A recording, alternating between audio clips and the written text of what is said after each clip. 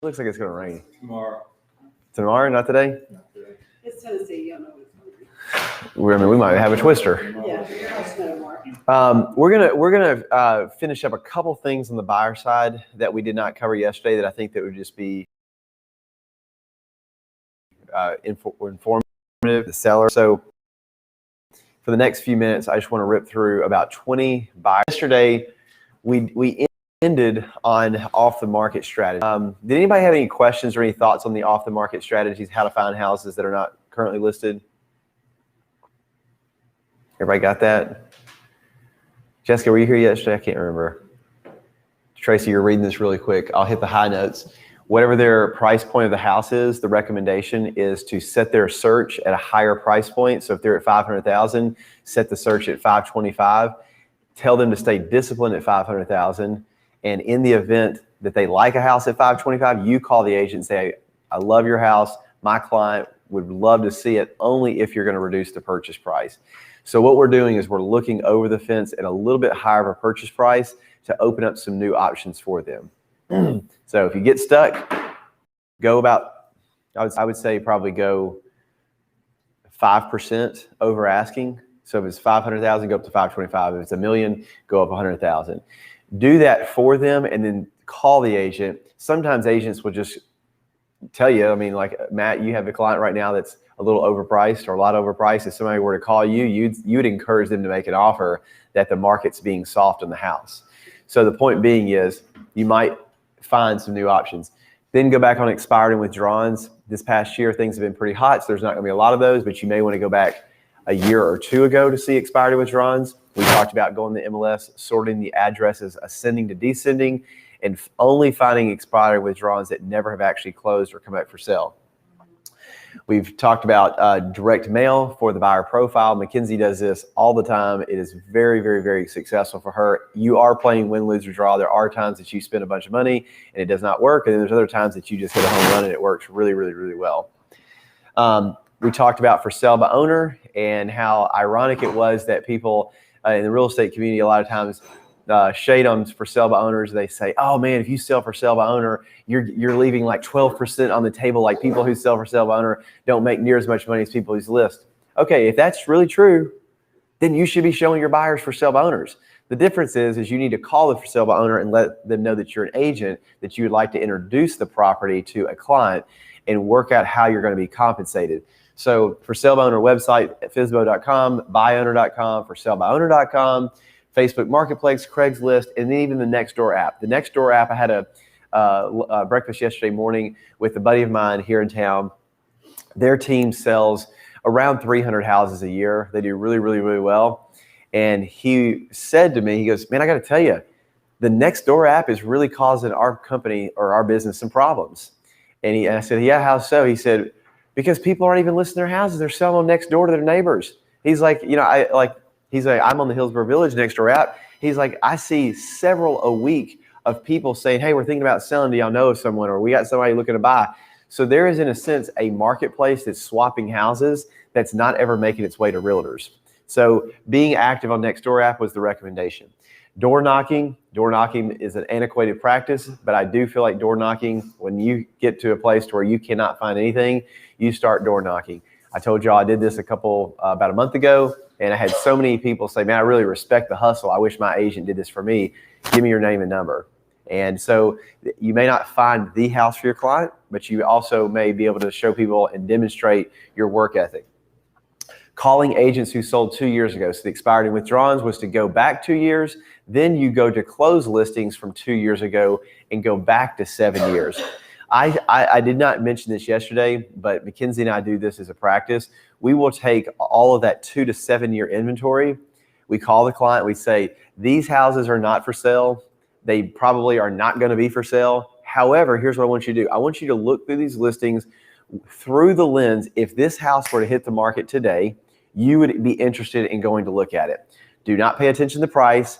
Know that the pictures could be different then than they are now. But if this house hit the market, would you have interest in it? So we send them that list of houses. They send us back, yeah, these are the 15 houses. They were for sale today. I'd actually want to go see them. So then we call the agents direct. You sold this house back in 2016. I don't know if your client's interested in selling, but we'd be interested in buying. Could you call your client and see if they have any interest in selling right now? Agents are actually very receptive of this. They want to go to work and make 2 transactions happen if they can. Call under contract buyer's agents. So right now the MLS shows you the houses that are under contract, showing and under contract not showing. It will show you who's the buyer's agent at the bottom. Call the buyer's agent, ask if this contract's going to stick. Find out if this contract's not going to stick. Instead of letting it go back to the seller, tell them that you'd like to get assigned the contract and that you'd be happy to pay an assignment fee of say $1,000 or $2,000 or $5,000. You'd have to find out maybe what's appropriate. But if they drop out a contract on inspection or drop out a contract based on a home inspection or a home sale, I don't want that listing to go back to the seller. I want the buyer that has it in a contract to assign me their agreement. If the agreement's a good agreement, they can absolutely share you their contract. Send me your contract. If we like it, we may pay you just to assign it to us. We may pay you for your inspection.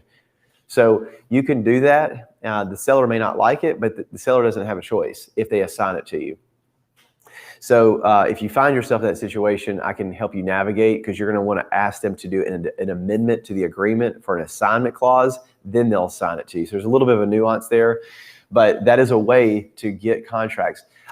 Right now, I've been watching, there is a bit of a softening in the market. There's a lot of agents who are talking about, man, there's less showings, there's less offers, there's less craze. And now the market's still incredibly strong. It's not going backwards at all. It's just not absolutely crazy.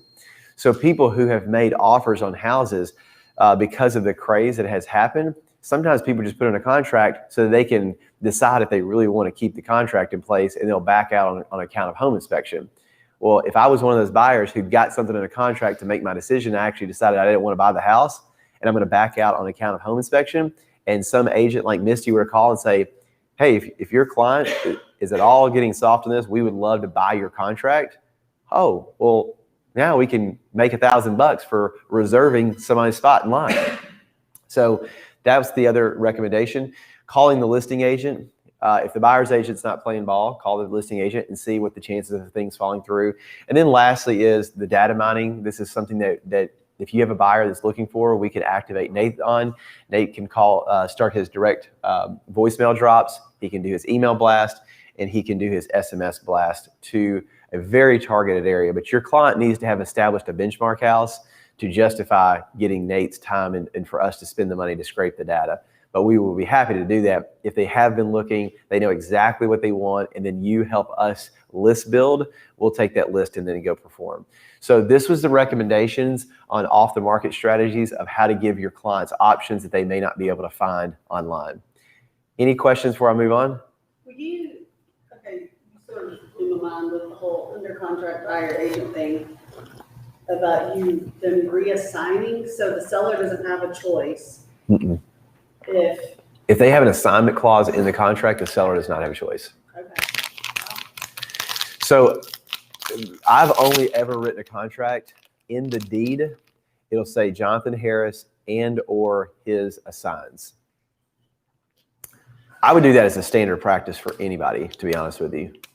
There's a number of reasons. One is for this reason, if you ever wanted to sign the contract. Number two is if someone wanted to put the house in an LLC and not put it in their name for liability purposes, then the attorney can very easily assign the contract into their own LLC. Whenever we used to purchase houses for that hedge fund, we wrote hundreds of offers with assignment contracts, hundreds, because they weren't sure as they were raising capital. Some of the capital would be in a different fund, and as their capital needs would be different, like, oh, we want to put it in this fund, oh, we want to put it in that fund. So the seller would never know, and frankly, they don't have to know. The point is the house is closing. So if I were to buy Jonathan Harris LLC, or sorry, Jonathan Harris and or his assigns, and I don't want the world to know that I own this property, then I'm going to have Stephen do a quick claim deed, and I want to quick claim it into an LLC. So I'm going to sign the contract, quick claim it into an LLC. The seller, if they were to read the settlement statement, like, well, who's this company? That was a quick claim. They just gave it to themselves. The seller has no say in that. Sellers may not like it, but it's definitely possible. Do you have to have Jonathan Harris and/or assigns in order to assign the contract? So if the buyer agent didn't put that, They can make an amendment to the agreement. That's why I said there's a little bit of a nuance. If y'all would assign it to me, get an amendment to the agreement and or their assigns. That gives them flexibility of how they want to write the deed. Because frankly, if you wrote the deed, Jonathan Harris, and the attorney's like, hey, we need Karen Harris, you're going to have to go back and change the deed. right, Well, if I had it and or his assigns, we may add a middle initial, we may add a spouse, we may add a cosigner, we may add it to an LLC. Like it just gives you the flexibility all around. So you can come back and do an amendment to the agreement on what is in that deed, and the and or his assigns, their assigns, gives you the flexibility. So I think for it to be an MLS, the listing agent has to add the buyer's agent, correct? It's not automatically. Well, I don't think sometimes it's always in there. Yeah. I've started to notice this in there. Purposefully, actually. I think you get the option depending on how you mark it under contract. Yeah, if it's not showing, I can't remember which way it goes. Sometimes it's required, sometimes it's not. It started prompting you. RealTrax is doing a lot of updates. They used to never have that as a feature to do it at all. Now it's prompting you as an update, who is the buyer's agent? And I'm like, oh my gosh, why are you putting the buyer's agent in there? Okay, well then if I wanted to buy this house, what would it take for that buyer to back out? That's what I said. That guy that showed up in here that was doing his closing, he assigned his contract for $300,000 more than he paid for it. I said, how do they even know? He goes, they somehow found my buyer's agent's name. They just called my buyer's agent and worked it out. This happened to Mackenzie a year or so ago. Mackenzie goes, what do you think I should do? Should I tell the buyer? I said, heck no, tell the buyer. Like, your buyer's under contract because they want the house. This is like an ancillary agreement that has nothing to do with you as a real estate agent. If you present it to the buyer, you're about to have to go to work for free. So Mackenzie, I said, tell them that you need to get paid to basically go back to work. And sure enough, they paid the buyer and paid Mackenzie. Your mind's blown. Okay. I'm sitting there going, Because it was assigned to the first buyer's agent, that's why they didn't pay her? Mackenzie was the buyer's agent. Somebody comes and says, we want to buy your contract. And Mackenzie's like, why would I want to help my buyer get out of a contract and help you negotiate? And then I'm going to have to put them back in my car and then start going to show them other houses. That's a terrible deal for me as a buyer's agent. So I get. basically she got paid on that one, then she put the person back in her car and went and found them a house and got paid on that one. I think that the deal could have gone either way. Like it could have gone soft either way. So do you remember that deal? I'm trying to remember. Yeah, I'm trying to remember. They made it worth Mackenzie's while to make that deal happen. Great. Okay, so I'm gonna make a little bit more money. They were getting soft in the contract. You're gonna make sure that I get paid and I don't have to work double for free. So it was significant payment or increase probably. But that deal was soft. Like, it could have gone either way. There's some people who are like, I'm gonna back out. Oh, if you're gonna back out and you're gonna lose, some people don't even want to lose their inspection money. So you're going to back on inspection. Well, I got an agent who was going to pay you $1,000 to get your inspection money back. We might as well just assign the contract. Some deals are like for sure going to break down. Some deals are like, I don't know if I really want this to work. So let me ask you this, if you have a buyer, plain up last year, you have a buyer that you know is gonna back out, can you put it out there to other people that they're gonna back out? I mean, I'm just asking. You better have an assignment clause in place. Well, if you do have an assignment clause in place, yeah. See, back in the day for mortgages, they used to have mortgage assignments. And when interest rates got super high, Mel, you probably remember this, houses would sell for more if they had a lower interest rate. So the home value, yeah, you got an assignable mortgage. I'll take over your payments because you have a low interest rate. If I have to go buy your neighbor's house, you bought your, like, in the 2000s. Yeah, you would have maybe 8% and going rate was like 10%. You could assign your mortgage to whoever buy it, which made your house much more attractive. Yeah, I'm going to buy your house $15,000 over your neighbor's house because you have a lower interest rate locked in for 30 years and you've got 24 years left on your mortgage. I'd rather buy your house with 24 years at a lower interest rate because that interest rate's assignable than to buy your neighbor's house and have to buy today's interest rates. That house is worth less to me because this is cheaper. It was a big deal to have a mortgage that could be assigned. Very big deal. I think, Misty, you have to have a seller that's willing to pay 2 buyer's commissions on your reason. He knows that what's gonna back up, right? It's not guaranteed. I mean, if you want to win for your buyer, it's more of like, I'm going to try to win for my buyer. They're going to back out. I want to see if I can't get someone to buy my contract. That's kind of a rabbit chase. This is designed for you. You're stuck with your buyer online. The listings that are hitting online, you're hitting dead ends after dead ends after dead ends. What can I do to get some inventory? There's 9 ways to get new options for your buyers. And I would work through this list pretty diligently. We get stuck like, oh, what are we going to do? This is exactly the order in which I'm going to go, and I'm going to try to give you new options. I think that even like this one alone right here on call the agents who sold the house 2 to 7 years. Sometimes whenever clients are just frustrated and they feel like there's nothing out there, they feel like, well, what are we doing to find something? What are you doing? You kind of feel like I got to pull a rabbit out of my hat. They're putting the pressure on me. This is a very easy way to put the ball back in their court. I'm going to send you a couple hundred listings and I want you to narrow it down to your 10 favorite that are not for sale. And I'm going to figure out if they're interested in selling. That puts the monkey back on their back and lets them to go to work. Okay. These are all proactive. These are not passive. When we were talking about yesterday, our wait and see approach, this is not a wait and see approach. This is off the market pursuit. All right. So here we go. We got 20 buyer strategies that I feel like are proven the test of time.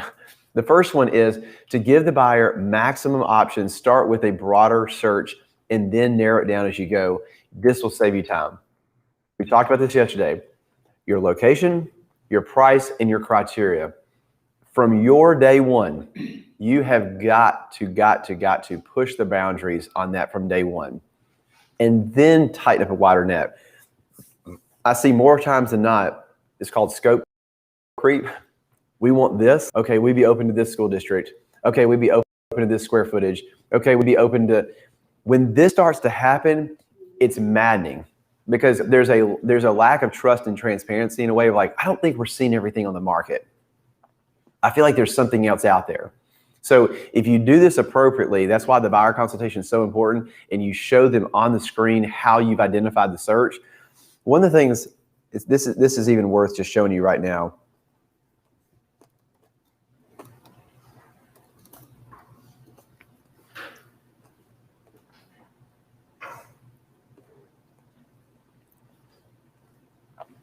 Whenever I sit in a buyer consultation, I strongly recommend doing this practice. A lot of times, because we're so close to the industry and we know things, yeah, this is the way it is, we kind of are moving fast, and they may be thinking, okay, I heard what they're saying, but how do I know that I'm seeing everything on the market? I would rather you show than tell. So whenever I used this example yesterday of Creve Hall, about how we identified what's the average days on the market, average list price to sales price. So if I take Creve Hall, and this is the area, oh, dang it.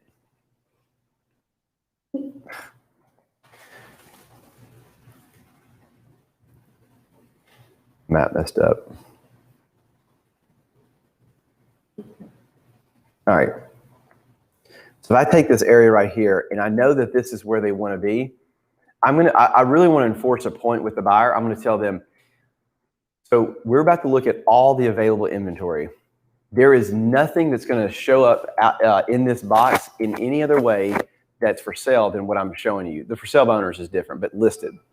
So what I want to show them is what's under contract. So I'm going to tell them, listen, you see all the ones that are going to pop up in orange and yellow?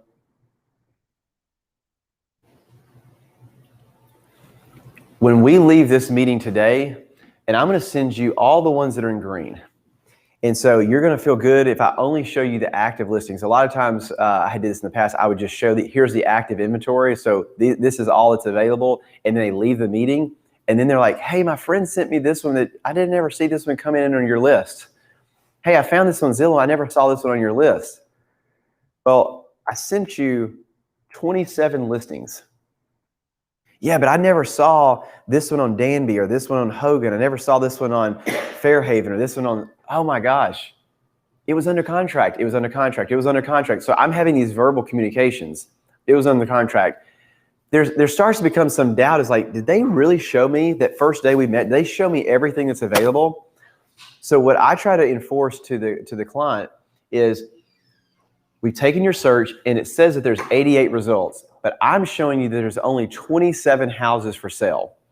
So all of these orange and yellow ones, if you go on other websites, you may find all these listings on some of their website and you may not feel that I'm giving you all the available options.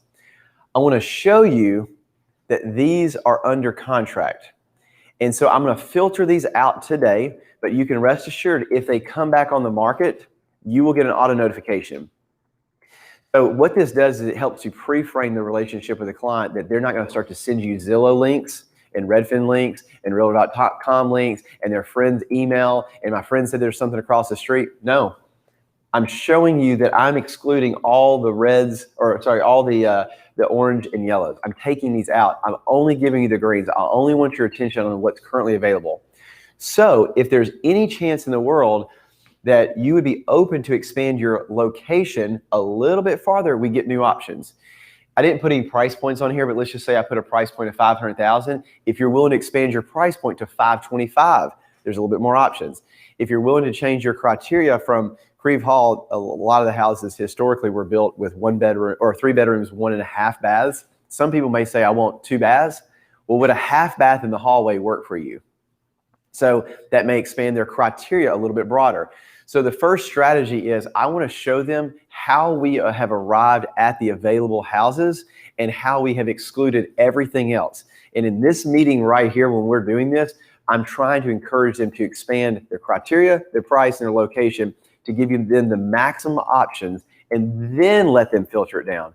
So the buyer strategy here was giving the buyer maximum options, starting with a broader search and then narrowing down as you go. I showed y'all that yesterday. I would take it one step farther and actually show them the under contract listings and show them why they are not going to see those. I have used the analogy sometimes, like, this is like an engaged girl. Yeah, they're not technically married yet, but it's not going to go well if you ask them out on a date. I just wouldn't do it. I would not even waste your time pursuing engaged women. If they take the ring off, great. Let's talk to them. So let's just keep our focus on the ones that are like ready to roll. So whenever you show them the houses, how they're getting what they're getting, you also need to show them why they're not getting what they're not getting. And on that, we had a girl that Mackenzie and I worked with a couple of years ago. She ended up firing us. And she fired us because we had written 4 offers that did not go very well. And she kept sending us listings like, you never showed me this, you never showed me this, you never showed me this. Finally, she got so frustrated she fired us. And I was like, how did this happen? Like, those houses were never for sale. What she didn't understand is the first day that we scheduled or set our listing or our buyer consultation, and then we set up her auto notification, the very first day, this house was under contract day 1. 2, 3, 4 weeks later, it's still under contract, and she feels like she never was shown this house. It was under contract when we met. It's been under contract the whole time. But she never felt, I don't feel like you ever showed it to me. I missed on this house. So that's why I would strongly recommend show them what they're not getting and why they're not getting it, so that they don't have some bit of hypersensitivity. Am I seeing all the available homes in the market? Does that make sense? Yeah, why it's so important to be using Realtor because it's an accurate calculation. We've all been there with Zillow, and you're looking at something and it closed 6 months ago, but it's never been updated. So, All right. So we know why we show them what to get. Now you know why you show them what they don't get. But if you have a buyer that you've been working with and you're trying to get them a home, you would use the opposite. The opposite approach. You would be looking at under contract Yep. firms to try to reach out and see. Okay. Yep. So the buyer's exact needs. Oh gosh. Challenge the buyer's exact needs. I cover this in our buyer consultation. The only way to have more options, I wish we had more options. Only way, 3 things: location, home criteria, price point. We want you to cast a very wide net, Start off with the widest net possible, then tighten it up. So cast a very wide net to get maximum home options and then tighten up as they go along. So this is what's in my brain whenever I'm meeting with a client. I drew that search. Is there any way we can get to Nolensville Road? Is there any way that we can go a little bit south, maybe down to Edmondson into Williamson County? Is there any way that we can you squeeze out an extra $25,000 on the purchase price of a house? That's going to be about $125 a month. Could you squeeze out $125 a month to give you a little bit bigger of a price range? I'm trying to get that thing moved out. It saves you a ton of time when you do that. Make sure your client feels heard though. Remember yesterday I said, I hear you loud and clear. You don't want to go over 450, but here's why I'm recommending that we expand your search. Let's stay disciplined. Let's say no to it. But I really want to push their boundaries in all three of those areas. But in this market, it's hard to do that because you're at 450 and realistically the house is going to 600.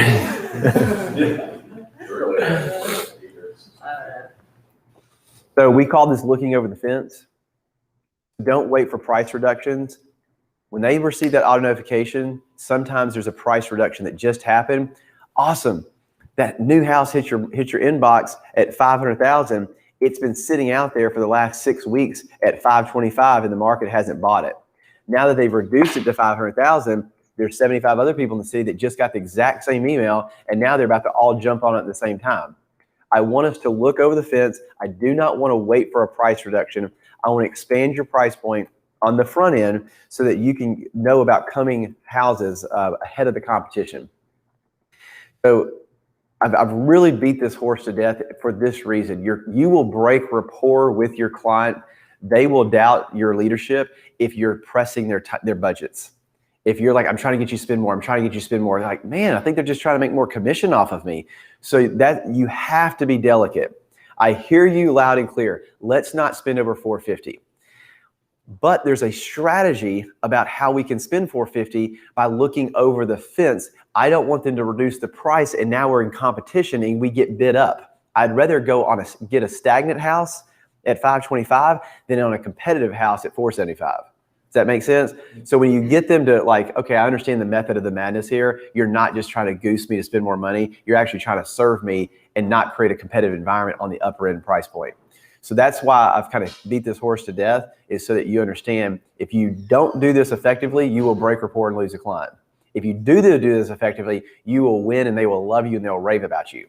So there's big wins here. There's also big losses. I mean, it really boils down to just explaining to them why you're doing it, right? It's for your benefit, not to raise your price, to include places that. And show them. Show and tell. Sometimes we're really good about telling, oh, this house is a great house. This house is hot. This house is going to sell quick. And, I think you should make an offer. Okay, you're telling. You got to show them why you're saying that.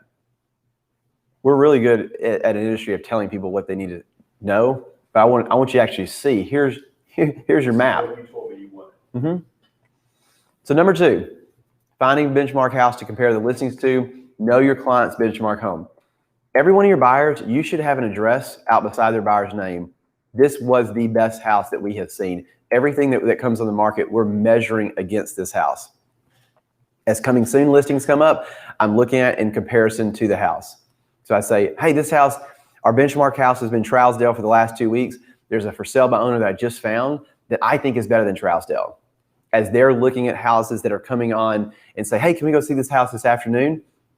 Yeah, let me get that scheduled. But I'm curious, what about this house is standing out to you more so than Trousdale? I don't know if it's better than Trousdale. Honestly, we're just kind of curious. So do you think it's a good use of our time to look at houses that are not as good as your benchmark house? Yeah, I guess it's probably not. So if you keep that benchmark house top of mind, you can prevent going to show unnecessarily, and you can also be more critical in how you're trying to identify properties to measure against that benchmark house. Number 3, know the market your clients are entering in. Remember yesterday, I actually showed them in the listing presentation, here's the list price to sales price, and here's the days in the market. When they chose that area of Creve Hall, I cannot stress the importance enough. We had it at 500,000, I think was what it was.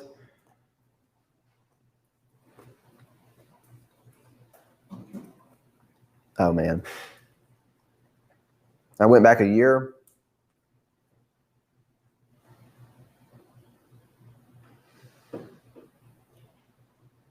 I got to think about it. I showed them the list price to sales price number. I showed them the days in the market because how's that? Has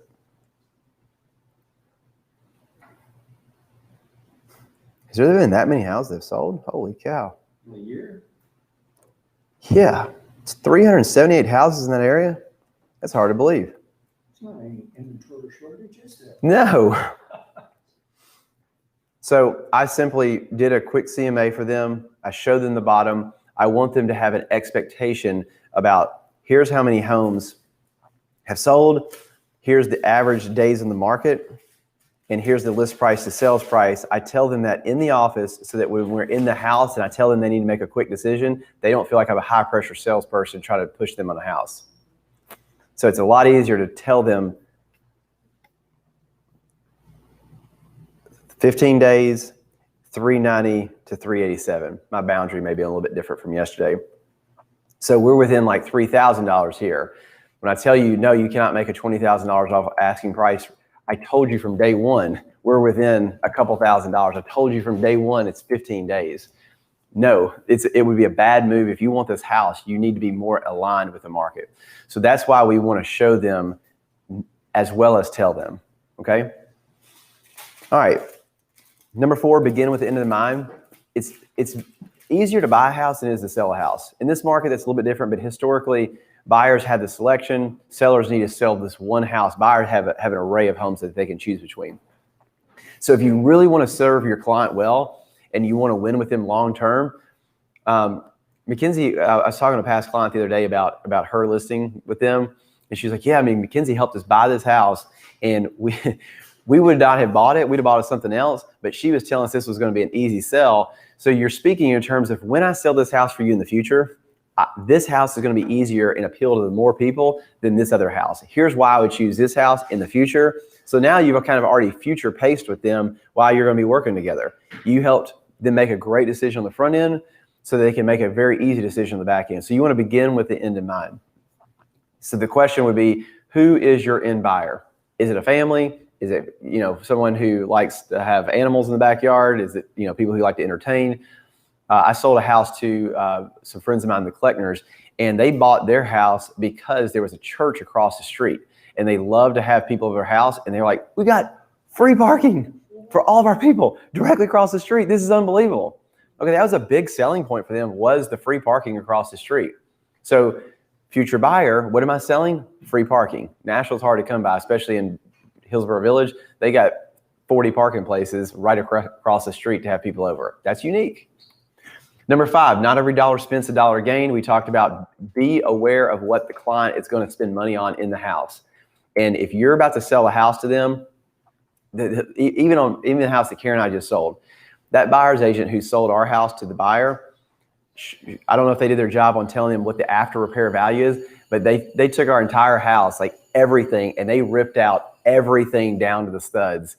It was funny because our mailman told us, like, the Habitat for Humanity van just went out with all y'all's cabinets and all your appliances and all your bathrooms and all your lighting. We're like, what? Sometimes people just take stuff out and you ain't getting your money back. The market's not going to justify that type. So for your buyers, what are you going to do to the house? Let's make sure that we're negotiating in alignment with what the market is. If you build this fence or you build this deck, you're paying top dollar. I want you to be aware that if you build the fence and a deck, you need to enjoy it so much that you're willing to absorb that cost. It doesn't not necessarily mean that your house is going to be worth $15,000 more. Because sometimes people are like, oh, I just added $15,000 more value to my house. No, you spent $15,000. It's not worth $15,000. So I want to know on the front end, what are you going to do to the house? What is the after repair value going to be? Does the market warrant this? And if so, let's do it. If not, we need to negotiate down, or you just need to spend the money and be okay with spending it and may not ever get it back. Make sense? In a multiple offer situation, don't fall in the trap of competing against other buyers. So I feel like this is really important. If someone is going to get in a multiple offer situation, if you're a seller, this is great. If you're a buyer, this is not great. Buyers fall into the trap of like, I want to beat them. I'm going to compete. Well, great. Now you're competing and you've lost all your wits about it. I like to spend time with the client and say, before we write an offer, let's decide for ourselves, what are we willing to do? I want to know that up front. I don't want to come back and say, they're calling for highest and best. It don't even matter if they're calling for highest and best. We have put our best foot forward. We're not going to get competitive because there is a thing called buyer's remorse. That's legit. And when they sleep in that house 3 months, 6 months later, and like, oh my gosh, we're upside down in this house. We are never going to get out of this house. Like they will have a wake-up call at some point in time. I would rather them in their clear mind, without competition, make that decision for what their price is versus getting in the heat of the moment and having regret later on. I actually called a past client yesterday. I was driving past his house in 2010, 11, 12. Man, people were not able to get out of their house from when they bought it in 2006 and 7. People were stuck. And you had to bring a check to closing. We had a closing last week. The seller goes, Jonathan, do you remember when we bought this house from you back in 2012? He goes, that seller had to bring a check to closing for $18,000 to give us the keys and then pay the bank $18,000 because they couldn't sell it for what they bought it for in 2006 and 7. And I said, oh yeah, I remember those days because whenever I married Karen, I couldn't sell her condo for what she paid for it in 2006 and 7. And I had to bring a $9,100 check to the closing. Here's your keys and here's $9,100. Take it. We do not want it that bad. If you cannot write a check, you're stuck in the property. That was the reality of those years. So right now, it looks like Nashville's going to be on a tear for quite some time. But I think it's important as you're consulting your clients, don't just say, oh, the market's hot, it's just going to keep going. Bid more. Let's not talk about that. What do you want to do? What do you feel comfortable with? Let them make that decision versus you coaching them on the market will make up for it. The market will make up for it. That's not been always the case. 2008 hurt so many people for those 4 or 5 years. People were stuck. You don't want your clients to be stuck unnecessarily. In 2016, I was new into real estate, and I kind of had a deal with the multiple offer situations that were going on then that exactly what you're talking about. Let's keep it within reason and not get crazy about it because you might get the house, but 5 years down the road, you regret it. And I was saying 10% is probably my suggestion, kind of a guideline of I wouldn't go over 10%. I did that and some people lost houses. I felt kind of like they had a little bit of thought that I went against them getting that house. And of course, 4 simple questions. Do you want the house? How bad do you want it? How crazy are you willing to get it? And how long do you plan on staying there? If you plan on staying there for a while and you're willing to get crazy, there is no percentage. It's get nuts. McKinsey wrote an offer the other day with no price in there. Blank contract. We're going to pay higher than anyone. Just tell us what the number is. It's like escalation. Did that end it all? Yeah. A certain amount over the next price offer with no cap. So they really. A lot of questions, How much cash do you have? If you have unlimited funds. So, but I do think like how crazy you want to get. If you're crazy enough and willing to go nuts, man. I mean, it's your money.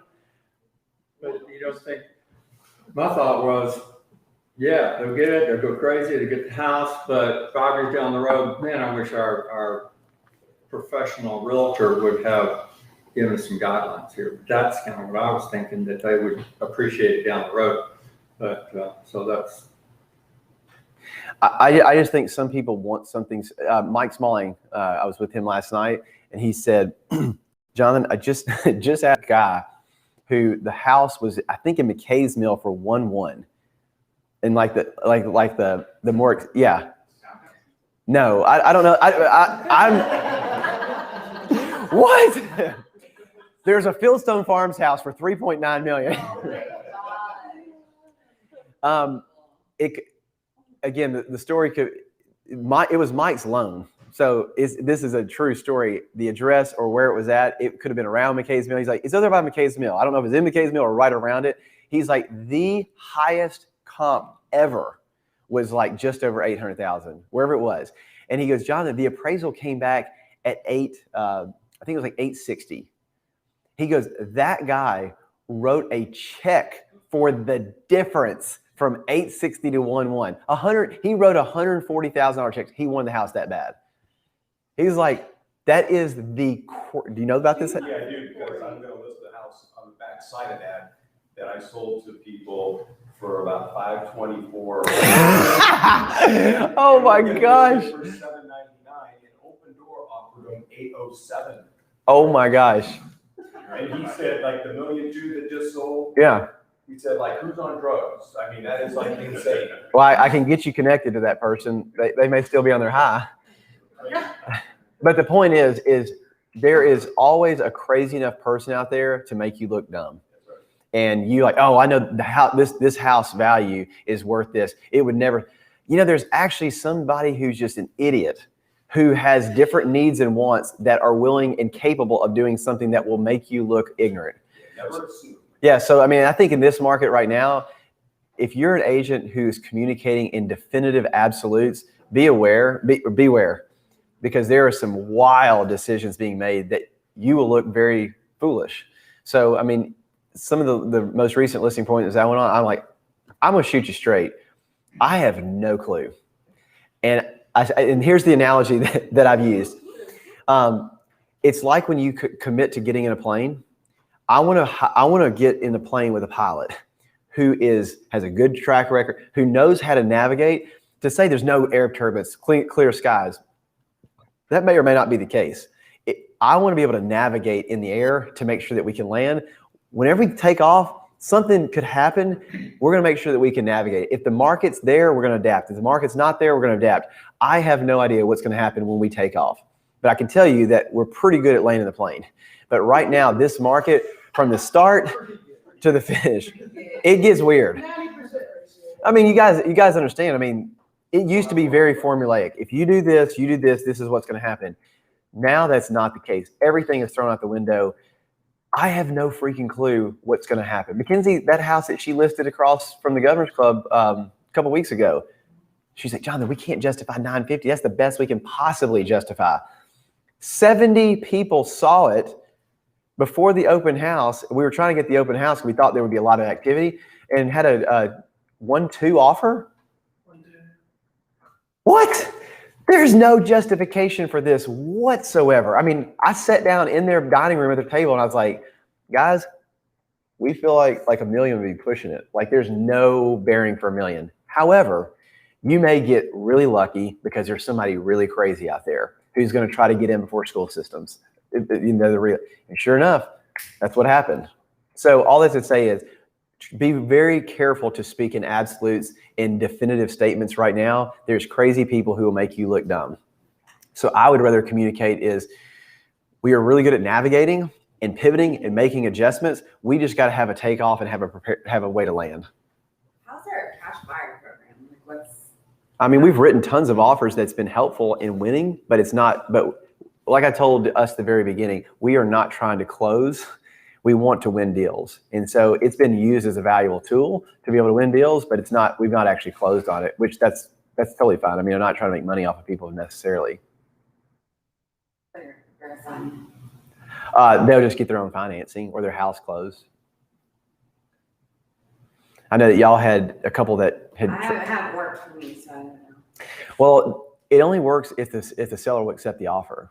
So you're only as good as the 50% on the other side of the party. If you have the best deal and it works, wonderful. If you don't, that's fine too. I think that the client always reserves the right under any circumstance to waive their appraisal.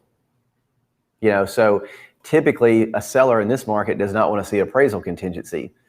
With the program, you have to have an appraisal contingency. No bank and no ribbon lending institution, no one will allow the appraisal to be waived because that puts their money at jeopardy. If the buyer wants to waive their appraisal, waive it. You can absolutely do. That's on you, but you just need to be able to afford to pay the difference. So the program would work infinitely better if buyers would just step up and waive their appraisal contingency. I ain't doing that. You're the one that chose the price of the house. You're the one that chose the house that you want to buy. I don't want to buy this house unnecessarily. So the appraisal waiving is really a sticking point. And when you have people who are relocating here with tons of cash, they are happy to waive and happy to perform. It's just a hard time for the locals. Locals are just getting hammered. Number 7, warning. Get the buyer pre-approved with your preferred lender. We talked about this. Do not flex on this. Your preferred lender, get them pre-approved. Don't even have to use them. It's just really important to have your lender tell you that they're good to go. I wish I would have saved so much of my time had I done this in the past. Number 8, find out who's the decision maker.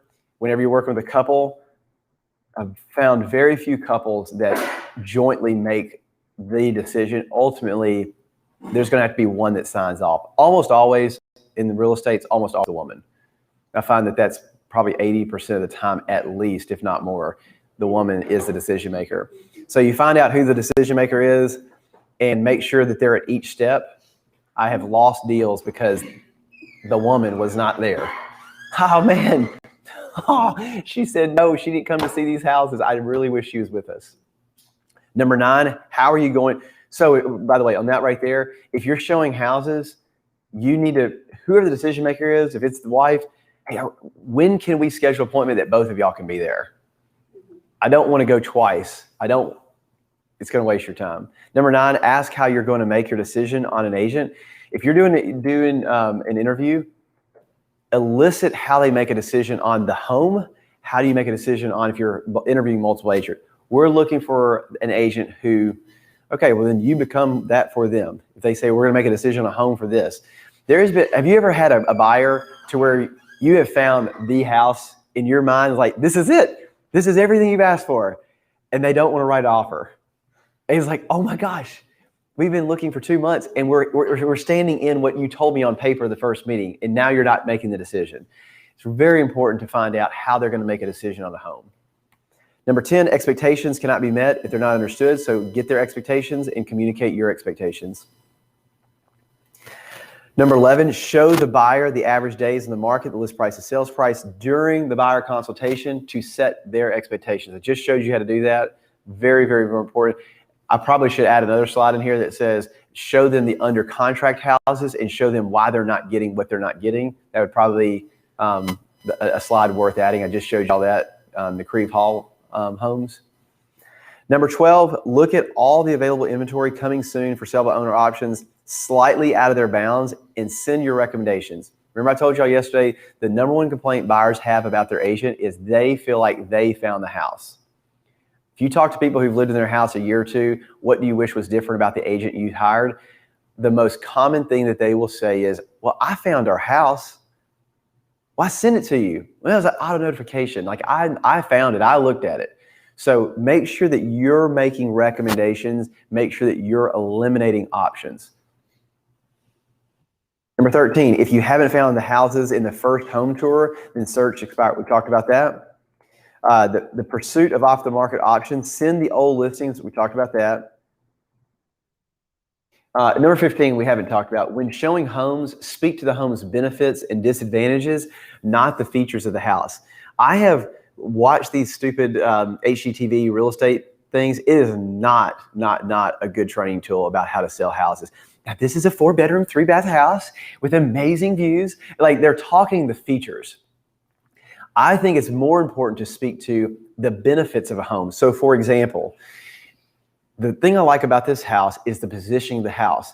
This is east and this is west. So you're going to get morning sun or afternoon sun, or there's some houses where like, hey, I would advise to strongly consider not purchasing this house for this reason. The way the sun's setting is in your kid's bedroom as a little baby. There is no trees for shade, and it is hot, like significantly hot, and a lot of light in this room. If you buy this house, the way the sun is setting is always going to be an issue. I don't know if you've been in certain, like, especially like the Pulte or Beazer or like Ryan homes, like those tract builders.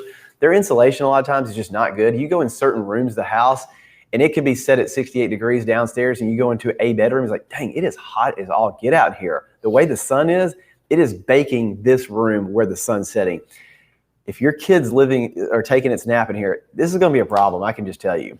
And I want to speak to the benefit the advantages, positive and negative, of what the reality of living in this house is as I see it, versus them saying, oh, it's a 4-bedroom house. This may work for our family. Consider this, the sun. Consider this, the lack of shade. Consider this, 3 sides brick. Consider this, master on the main. Consider this, like whatever it is. I want you to speak to how this could benefit their lifestyle. There's supreme rapport building in this. You're going to build deeper connections, especially when you did your consultation, you did your questionnaire, and you're applying that to every house that you see. I don't think this is your house, and here's why. When you said this in the consultation, this is what's missing in this house. That was really important to you. Do you feel the same way now that we're standing in a home? I don't know. Maybe it's not as important as we thought. Oh, okay. Is this something that we should probably open up our options on? Maybe. I mean, like you want to have that way to measure your first conversation to where you are in the home, first conversation to where you're in the home. I like what you said a minute ago about with my buyers. I always talk about like, okay, if we're in Brentwood, what is the trend in Brentwood if you're over 214? And the biggest trend right now is that you have to have a second bedroom on the main, and it needs to have a shower walk-in, not a tub shower combo. Because a lot of people are looking for, if they move their parents, or if they have elderly guests or anything like that. And so just speaking to things like that, okay, when we sell your home in a couple of years, because there's always like a rotating, and that's really helped her lately because they've been able to make some decisions of, we like both of these houses, but this one has this walk-in shower and mat and 2 bedrooms on the main versus this one has 4 bedrooms upstairs and blah, blah, blah. And I'm like, you're going to get a better resale value out of this one. So just being able to speak truth into those things has really helped clients to even put more trust into you, that it's not just about what's the granite color, what's, the cabinetry, how does the light shine, all that other things. Your after repair value conversation should be helpful in that. Like after somebody, call me before you do anything big on the house. Let me help you talk through what you should and should not do. Ultimately, make it what you want. But I think there's some perspective that I could give from a buyer's lens if you sell this in the future. There was a client one time that was doing a bathroom renovation, and upstairs, hey, do not tear out the bathroom the way it's, and they were going to go back with a walk-in shower, no tub. And I said, I would strongly recommend not doing that. And here's why. You may appreciate a walk-in shower upstairs and think that's really nice. It is nice. It's actually nicer. However, anyone who has a kid that wants to have bath time, you're taking out the bath. There is no bath upstairs, and it's a hallway bathroom, and you don't have a bathtub. Your future buyer, when they buy this house and they have 3 bedrooms up, and you've taken out that bathroom with the bathtub, and they have a walk-in shower, even if it's nice, they're going to be like, honey, we've got kids like this, like we don't have bath time. So you're going to eliminate a lot of potential buyers who want bath time. Like, I never thought about that. Do what you want to do. I just want to communicate that to you before you go tearing out the bathroom. You don't want to, your future buyer will probably not want a walk-in shower. And I believe that you will have an easier resale to do a really nice shower with a tub. But the bath time is going to eliminate a lot of people. And in the price point that you're at, in the neighborhood that you're at, this is the expectation.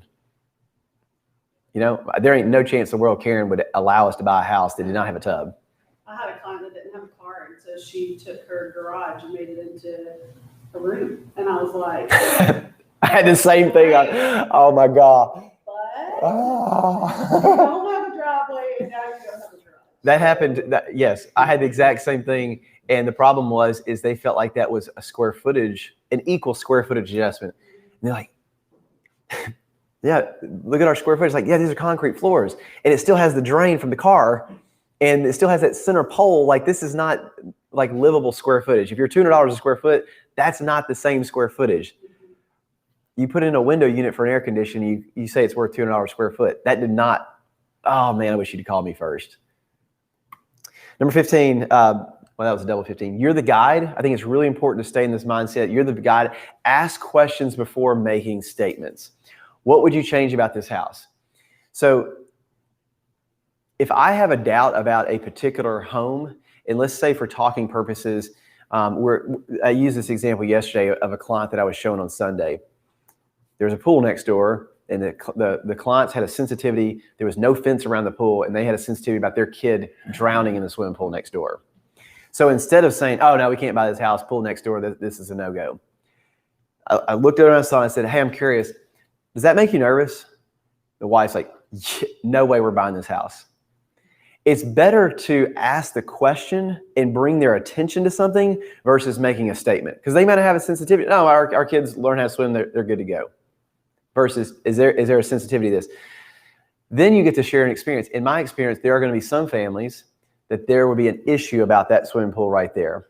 So in your future exit, be mindful that you may want to put up a fence. If they're not going to put a fence, you may want to have a fence.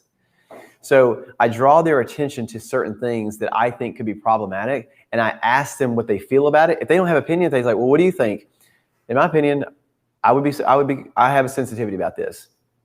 So if they ask for your opinion, be strong and give it. I mean, certainly don't be a yes person, but I think it's better to call out things in question than to make statements. Lead them, be assertive, give your perspective, don't be a pleaser, don't let buyers make uninformed decisions. I'm very direct and I speak my mind about houses. I typically ask the question first. I see where what their feeling on it is, and then I make my statements later. I remember early in my career, I would go into a house and I'm like, oh, this house is no way, no how, I'd not buy this house. That would be early in the tour. And as we go look at other houses, I'm like, crud, that house was actually the best house we've seen all day. I wish I would not have been so hard about that house. So I like to suspend my judgment on selection of a house. If they ask, what do you think about this home? You know what? This is great for some people. It's not great for other people. Here's what I see, good, bad, ugly, and different. And then I typically say, I like to suspend judgment and reserve my strong opinions about specific houses until the very end, because I want to compare all the homes to one another and then make demonstrative statements based on the comparison. I'm not trying to skunk the second house and we got 15 houses to go. The second house was actually a really good option. Does that make sense? I'd like to ask, how do you see your family living in this room, or how do you see your family navigating through this house? And just listen, because there's just stuff to respond to. We were in a neighborhood one time. It was out off 24, and the particular neighborhood was a very much a starter low entry house or neighborhood. And we were showing houses. It was like on a random, like Wednesday, 11 o'clock, like right in the middle of the day. And there were about 3 or 4 cars in all of the driveways. And we were looking at this one house for sale. And I asked, and she goes, man, is today a holiday? And I was thinking to myself, man, is today a holiday? Because nobody's at work. And sure enough, like there was multiple families living in the houses, and there was many cars in many of the things. And instead of like, oh, we can't live here, is there a sensitivity? Is there a concern that there may not be a lot of people at work right now? And there is not just a family, there's families in the neighborhood or in the home. Is that something that you have a sensitivity about? I'm not making a statement. I'm asking questions. For them, that was not a sensitivity. Great. Then we got 3 houses in here that we get to look at. If there is a sensitivity, I just want to be aware of that. So different people feel, I mean, I've had single girls looking in North Nashville and they feel like, oh, there's no way I'm living here. This is so unsafe. And then there's other people like, this is awesome. This is great. We're getting on the cutting edge. This is a great deal. Like the city's growing this way. You don't know what they feel about something. So you got to check their pulse on something before you go and cut off a whole neighborhood or cut out a house. That may be a really, really bad decision. I just had one of my close friends just purchase in North Nashville, and she was very, very, very excited about the home that she's purchasing, primarily because she's got 3 or 4 friends that have purchased right around that. She's like, it's great. We can just walk to each other's house. Then I had another girl a couple days ago who was like, no way, no how. I've driven around there. That is not where I want to be. 2 different people, 2 different perspectives. So I want to serve the customer. I want to hear their perspective, and I want to serve them based on their perspective, based on their side. So that's why I say ask questions before making the statements. Number 16, don't sell your buyers. Educate them, empower them to make their best decision with confidence. Yesterday, we went deep on the buyer decision point tool, and it's really important to be educational and have consultative selling. Don't tell, show. They're smart enough to buy a house. They're smart enough to make a decision. Just give them the information to help them to make an informed decision. Number 17, suspend judgments of homes until you've looked at several houses and have something to compare them to. Do not kill the first houses. They may be your best houses. So just shut up. If they ask you, do you think we should buy this house? Is this a good deal? Is this, I don't think that we've looked at enough houses for me to start to give those types of answers. I need to give some bit of comparison and contrast to number of houses, and then I'm happy to share my opinions. But this house has positives and advantages, and honestly, a lot of houses we look at are going to have the same way, positives and advantages. I want to make sure that I give you great insight and feedback based on comparing what we see together. So give me a few more houses, then I'll start eliminating ones. This one, I eliminate those two. This one, I eliminate that one. This one, I can start to knock one out. Another thing that I would say that has bit me in my butt this year is look at what they want, but also understand what it would cost to make it what they want versus finding another house. I had a client that their budget was up and they found a 1-3 house, which was under budget. It was brand new, but they didn't like the arrangement of one side of the kitchen. And it would have cost about $40,000 for one side of the kitchen. And they ended up raising their budget up $600,000, didn't find it, decided not to come to Nashville. And I was like, oh my God, if I would have just said, hey, you could have the builder pay them $40,000 and change that one side, it would have been. Sometimes you got to help people put the pieces of the puzzle together. They just can't quite see the bigger picture. Thomas, yeah, you remember the client recently that they were buying a house around 1.6, and their plan was to do a massive renovation and spend about $300,000 on this house. And to do that was going to take quite some time. So their strategy is, well, let's go look at $400,000 or $500,000 houses and move into that house and then make it a rental house later on. And I said, I'm curious, have you guys ever thought about 1.6 plus 3 plus 5, that's 2.4. Like if you just spend 2.4, you could just move in ready in what you want. They're like, I didn't really think about that. I'm like, we're piecemealing this thing together. Lay the hammer down, get exactly what you want instead of having to move twice and do a huge renovation. Sometimes people are not able to connect the dots. So you listen really clearly and then you help give them feedback. Here's what I hear you saying. You're willing to spend 2.4. Just spread out. Have you ever thought about what that may do for you if you did not spread it out and you just consolidated that? So be a mirror for people, reflect what they're saying and voice it back to them in a different way. Number 18, when buyers send you homes that they want a tour, help them narrow down their focus further, disqualify the ones that do not accomplish their goals, and add ones that you think they should see. This will demonstrate your expertise, show them that you have listened to them, show them that you're hustling, show them that you're actually searching for them. Don't let them only send you, here's the ones that I want to see. Number 19, tell buyers what you need to hear, what they need to hear, not what they want to hear. Sometimes buyers want you to be a yes person. And I think I don't like to be a yes person. I like to tell them, I like to serve them. And sometimes they don't, but sometimes they just want you to shut up and agree with them. And so I think it's powerful just to say, hey, if you're looking to agree with me or looking for me to agree with you, it's incongruent with the way I see things. However, if you need an affirmation that you're making a decision, you're making your best decision. I may not make the decision, but you're making your best decision. And I think that ultimately that's what matters. So sometimes you tell them, I want to affirm your best decision. I just don't understand it. And that's okay. And there are times you say, I strongly, strongly, strongly encourage you to not make this decision. But if you make it, I'm with you. Number 20, the last one, put the buyer's needs above your own needs. Guys, there are very few times that you get to show your client that you're in it for them. Almost always, I mean, you're in the heat of the battle in negotiation, you're over asking price, you're looking at houses, you got to make an offer. There comes times to where it's just hot and it's hard to really show them that you're in it for them. There comes a moment sometimes where you can talk someone out of a contract or say, hey, remember when we did our decision point tool and we decided that 525 was your max, and now we're in the heat of battle in this competitive environment and you're considering going up to 540. Listen, I get paid more if you spend more. I don't think that that's good for you. I strongly, strongly, strongly encourage you to stick to your guns and be okay with losing this house. I stand to make money and be done and we're get to close and I don't have to keep working. Like I tell them the benefit to me if they make this decision, but that's not what's best for you. So I strongly encourage you to not move forward or go up, stick to your guns. And if we happen to win, we happen to win. If I have to go to work, my dollar per hour is going down and it is what it is, but that's what's best for you.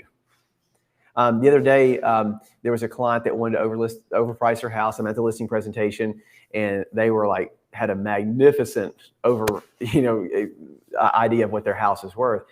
And I said, listen, it's in my best interest for you to be irrational and for you to over your price, not by like tens of thousands or hundreds of thousands. Like you're like $4 million too high. Like, whoa. It's in my best interest for this house to just sit here with a sign in the yard and it just hangs out, because I'm going to get sign calls. I'm going to get leads. I'm going to get business. It helps me put my name out there or Scout's name. So I would not be serving you if I allowed you to go out there. And that's the benefit.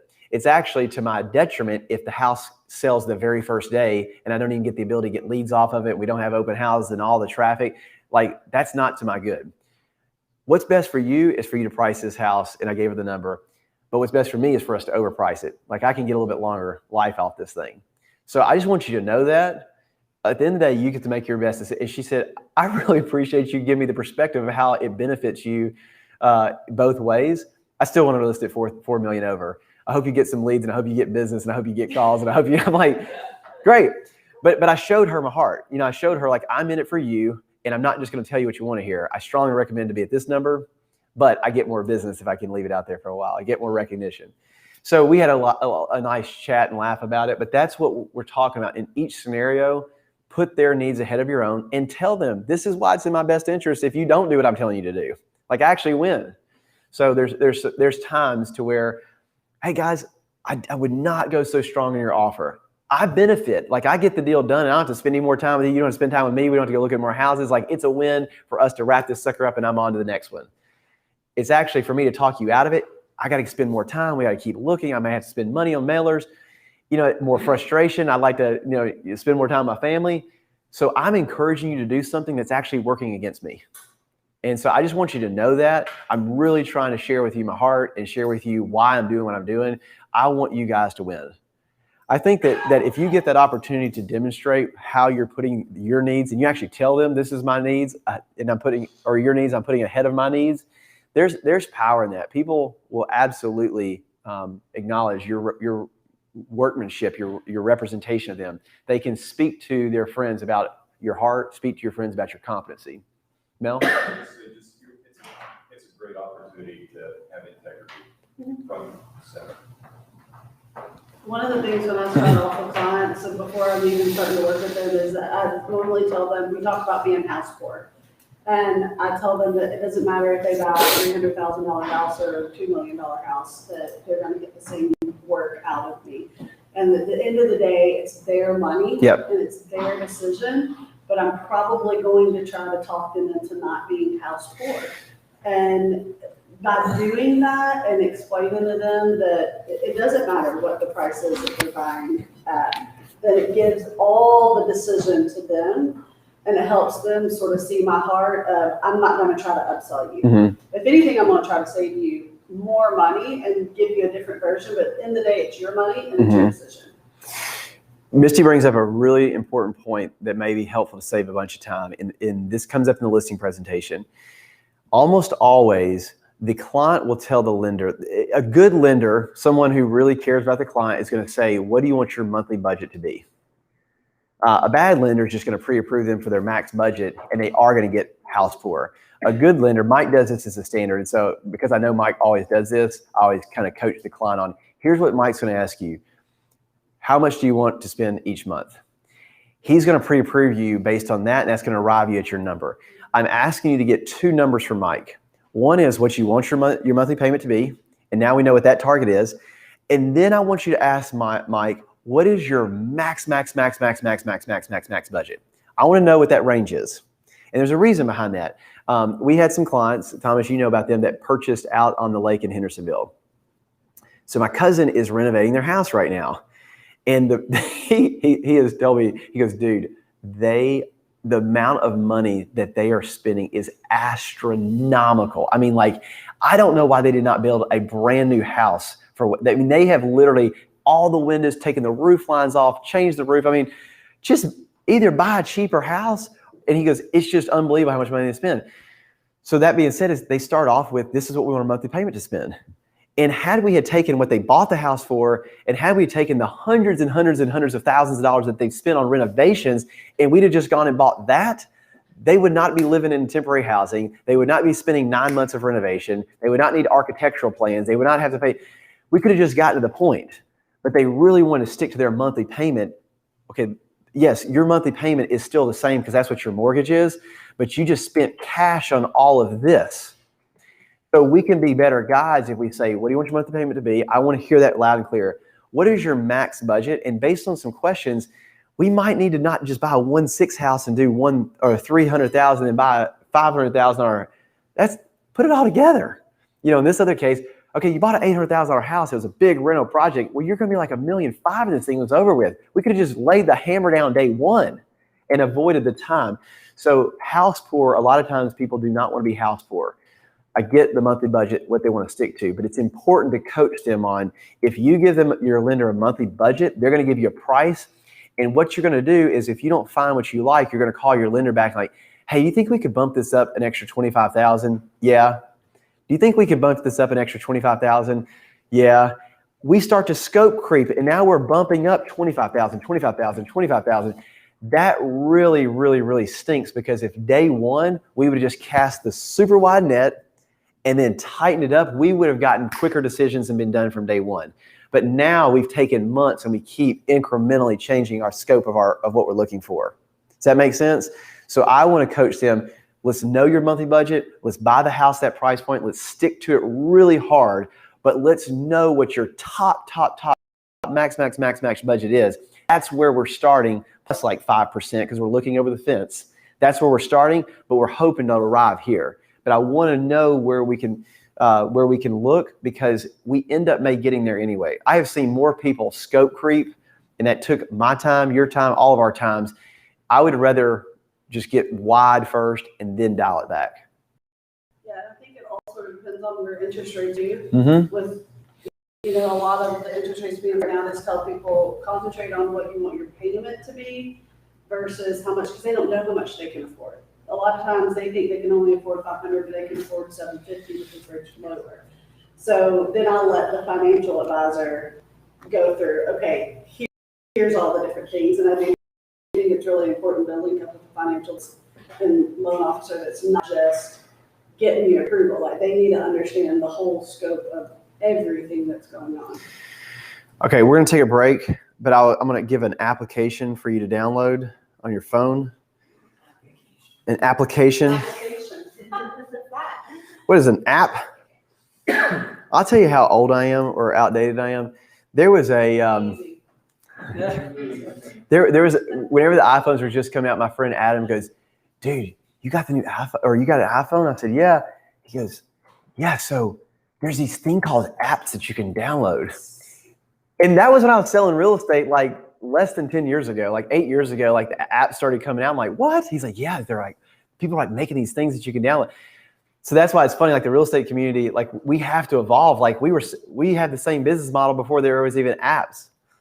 I used to have to call the lender and ask the lender, what are you going to do? So the app is just loan. It's called Loan. That's all it is. Loan.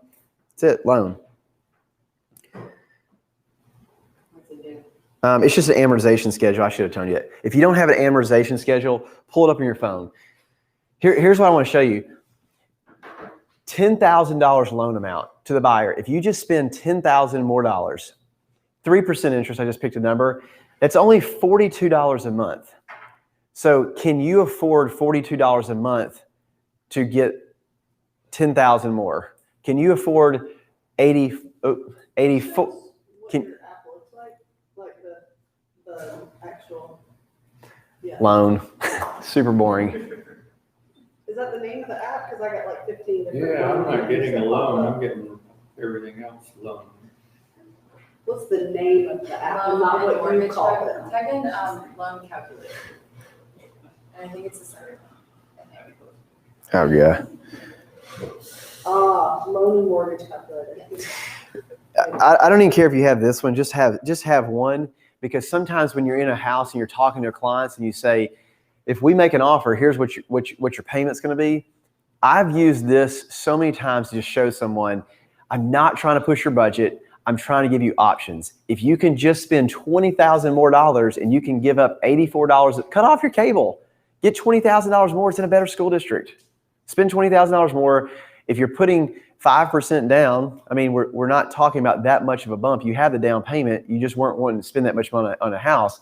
$84 a month is going to give you a better school district, closer commute time to work, and it gives you more options. That's why I'm encouraging you to spend $20,000 more. Like, this has helped me reframe the pricing for clients without breaking rapport.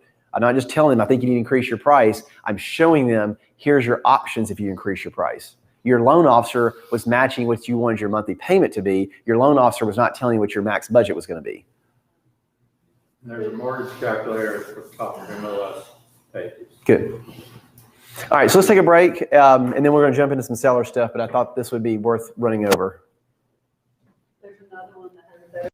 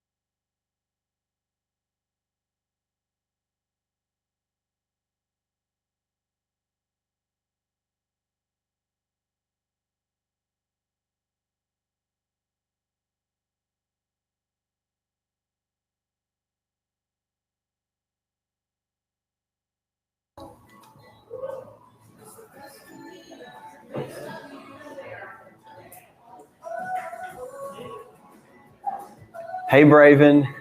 I think you're watching me right now. I love you, buddy. I hope you and Lucy Love are having a good time. I hope you and Wilder are playing well. Mom, I love you too. Thanks for learning about real estate, because whenever you go to school, you're going to have to learn a thing or two about how to sell houses. Karen, text me. Can you hear me? I'm talking to you. My son said, Dad, turn on your mic and make your move. Oh, he wants me to make my move.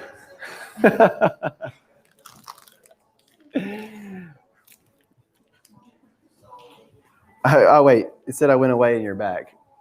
Brave. Oh, yeah, there we are.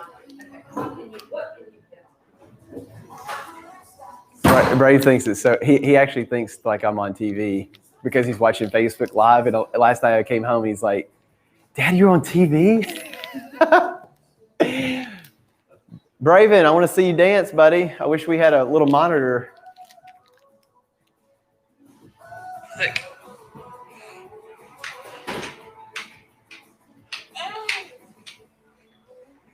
All right, John, you can turn it off.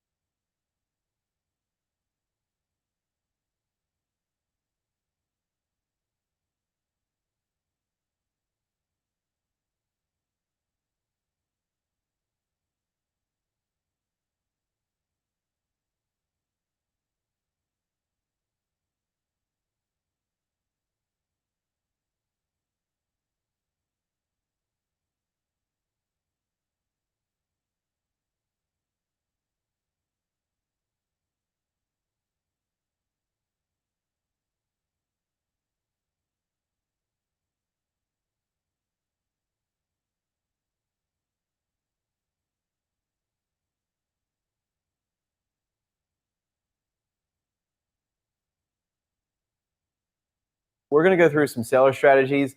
We're going to go through from the seller strategies. We're going to talk about some what I would constitute to be some tips or some principles, and then we have done some updating on the listing presentation, and so I'm going to go through this with you. And what I'm noticing, I've actually gone on more listing presentations this year than I probably have in the last 5 years, and I'm finding that the conversations that I'm having with people is super easy. There's not a lot of consultation that's happening. They're already sold before I even got there. And so taking them through a long presentation, sometimes you can sell yourself out of a sale. And so I want to utilize these guides, not as like I want to take the client. The last 3 listing presentations I've gone, we literally only opened it up to 1 page only, and nothing else was even discussed. I just left it behind. The listing that we just took, that's 14 million. I mean, you would think that they want to know everything.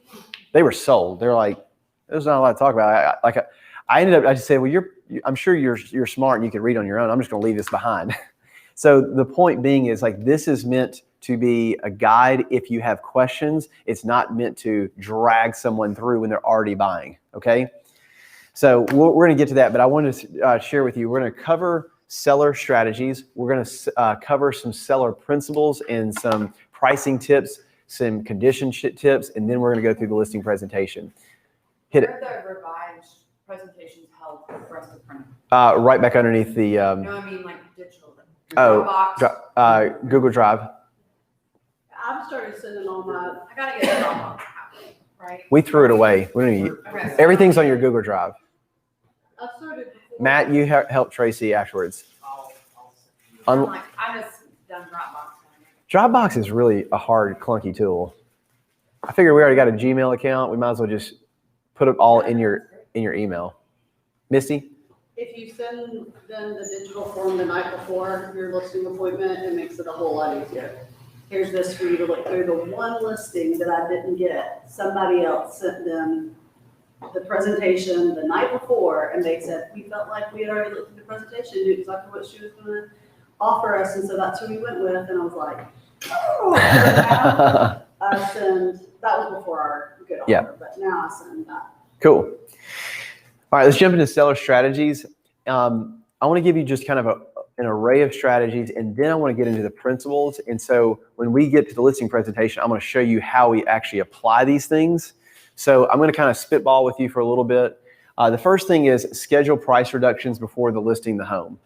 Again, this is in random order, but I had a listing that I had the other day, and they want to close in 90 days. We're overpriced, and I hope that they get the number. I hope they get over asking price, but I did not want to be held to their pricing. I want to make sure that we have scheduled, hey Thomas, I want to make sure that we have scheduled price reductions and have scheduled meetings every 2 weeks about what is our cadence in which we're going to reduce them. So my recommendation is, if you feel like the house is overpriced, make sure that you have agreement before you ever go live as to when you're making your first price reduction. My recommendation would be at least every 2 weeks. Things are moving so fast, it may even be 1 week, but if you have a house at the same price for 3 or 4 weeks, you're waiting for a new buyer, and the longer those days are calculating up, your house is getting less valuable in the buyer's eyes. If a buyer emerges on the market 5 or 6 weeks after it was listed and it's still full price, you're like, okay, everyone passed up on this house. I'm not going to pay full price if everybody else has said no to it. So I want to keep pricing moving. Let me also give you an image for this. When I was a kid, my granddad and I, we used to go out on the boat and we used to fish. And he had a depth finder, and the depth finder would show us where are the fish in the water. And sometimes that depth finder would break. Sometimes we have no idea where the fish were because it wasn't working right. It didn't get charged. And so we would have to try to figure out, are there fish down here? Are there fish right here? Are there fish right here? And we're using different bait at different levels to find the fish. Sometimes it wasn't just drop down. Sometimes the fish are on the top of the water. I used this example the other day. I had a listing that was priced for 6 months at $300,000. We could not give this dang thing away. And the seller calls me and says, you know what, take it off the market. Let's increase the price $20,000. And we got an offer for $10,000 off. It was from 310, or we were originally listed at 300,000. We went to 320, and then we came and accepted an offer at 310 within the first day. They thought they were getting a deal at $10,000. I was like, you're crazy, you just overpaid. The point being is price changes. I should probably say price changes, not price reductions. Price changes sometimes are going up, sometimes they're coming down. Going up for no good reason. You don't have to have reasons, okay? Here's another recommendation. I don't know if it's going to come up here, but we were priced on that house at $299. $299, $399, $499, worst price in the world possible. Because there are a group of buyers that are out here looking between $300,000 and $400,000. So these buyers that are in this price range right here, they are doing internet searches at $300,000 to $400,000. We're at $299.9, which means all of these buyers never saw the house. We were getting buyers that were looking between basically, let's just say 200 and 300. We were only in this pool of buyers right here. By pricing it at 320, we opened it up to a brand new pool of buyers that had never seen the property. So if you're around $100,000 increment, so typically internet searches are anywhere from $50,000 to $100,000. So if your house is going to be listed at 365, I mean, I'd either go to 350 or get it up to like 380. I mean, you're kind of in no man's land whenever you're in those middle price ranges. You don't necessarily have to find a comp to support it. Sometimes it's just based at $300,000. I get to appeal to this audience and I get to appeal to this audience. Based at $299, I only get to appeal to this audience. So I will always list on round numbers: 400,000, 500,000, 600,000, 700,000. I don't try to get cute with the numbers. If you're at 449.9, 450. 46, 23, Yeah, there's times where comps will tell me this is a 515 house. We need to be at 500 or just move on up. Go to 525, go to 550 for no good reason. Let's go to Tracy first and then Skip. I'm sure a lot of you guys do this, but the showing time has a really good report, and you can type in the zip code and price range to see the number of showings per price range. So that could like either take you up or down, hopefully up, but down based on, everyone's looking at 325. No, everyone's really looking at 330 to 340 or something. So based on that, Tracy, I'm so glad you said that. Let's say for talking purposes, there is a house that you've comped out that's going to sit right here at $300,000. And I like to start off giving the homeowner a range. There's a range of pricing that we should have around this home right here. I think that the comps are supporting $300,000.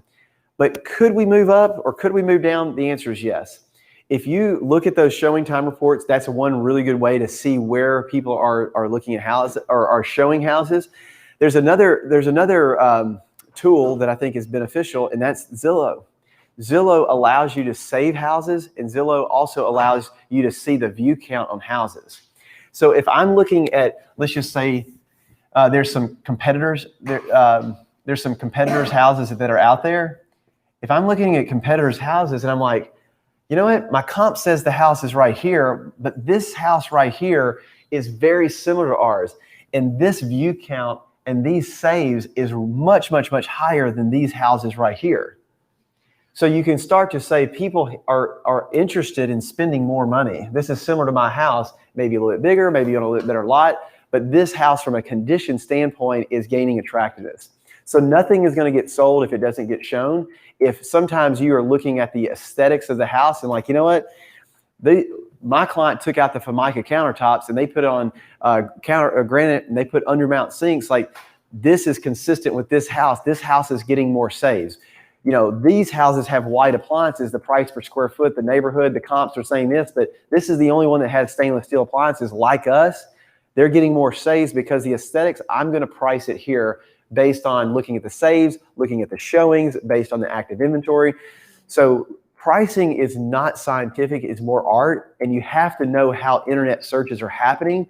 So all that to say, thanks for saying that, Tracy. I mean, I think that showing time shows you where are fish biting, but comps are showing you where they were biting. Any more commentary on that, Tracy? I think that was very insightful.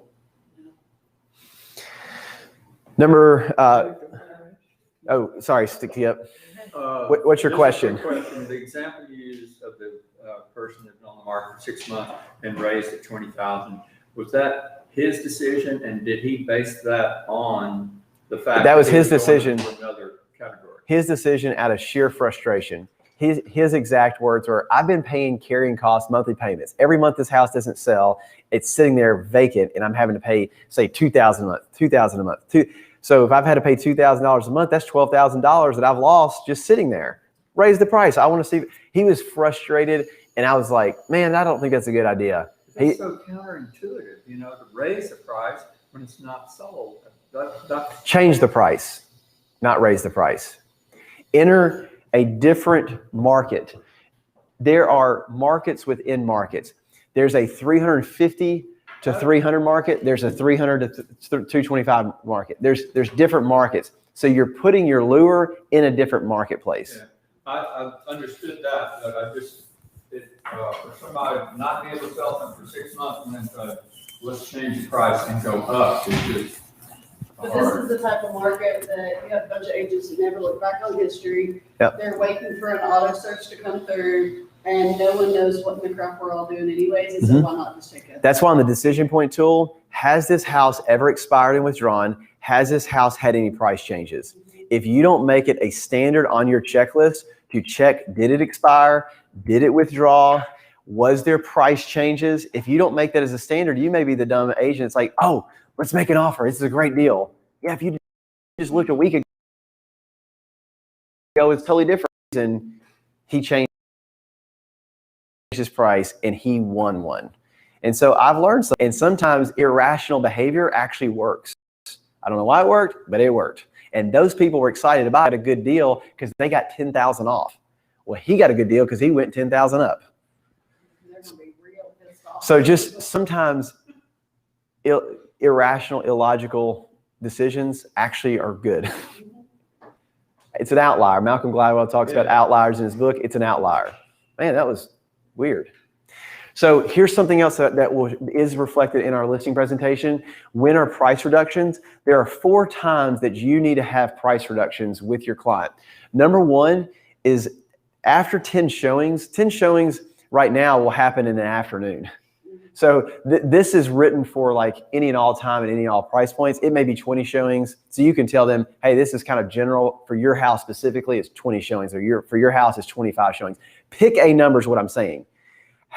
Matt, our conversation about your listing, how many showings do you feel like would have had to happen for you to have a conversation with the seller and say, your house has been rejected by the market? Like how many? 6 to 10 tops. Like the reality is, like, if you had 10 showings, you haven't got any offers. It's been on the market for a week. People have seen the house. It's a question of exposure. That's what I find most often. Sellers are wondering, well, how many people have seen it? It's like everybody can sell it that's looking at that price point. And so at that point is when we would typically go through a price reduction. So in the consultation, to pre-frame the relationship, if we have 10 showings and no offer, it indicates your house is being used to sell other houses. Somebody's looking at going on a home tour, they're looking at 15 houses, and they're saying, oh man, the house number 12 that we looked at, that's the best house. We want to buy that house. You know how they can make that decision to buy that house? Is because your house was number 7, and they're measuring this house, number 12, to your house, number 7, and they're saying, if 7's priced at this, house number 12 that we looked at is this house is justifying the reason why we should buy this house. They're actually using your house to justify a decision to buy someone else's house. So if you're having showings, you're being used. And showings without offers, you're being used. Number 2 is after 2 months. Some houses are on a different price point or different location. If we're sitting there stagnant on the market for 6 months and we haven't had a lot of showings, there's not enough buyers that are interested in a 400-acre farm in Bell Buckle. They're just not there. So we're sitting there for 60 days. We're waiting for that one unique buyer to pop up. And the longer it's sitting there, the worse it's going to be working against your price. We need to have some price changes. The number 3 is, after any offer, if you're willing to come off the price for one buyer, then you should tell the masses. I never will forget this on Woodmont Boulevard. This was the first time I ever did this. I had someone that made us a lowball offer. And my seller actually was more flexible than I thought. They were like, yeah, let's counteroffer. And so we were probably about $50,000 in difference. And they counteroffered down $20,000. And I was like, wow, I never knew you had that amount of flexibility. And I told him, his name was Joel. I said, Joel, I got an idea. Before I send this counteroffer in, let's just go ahead and change the price on the MLS that we're willing to take this number.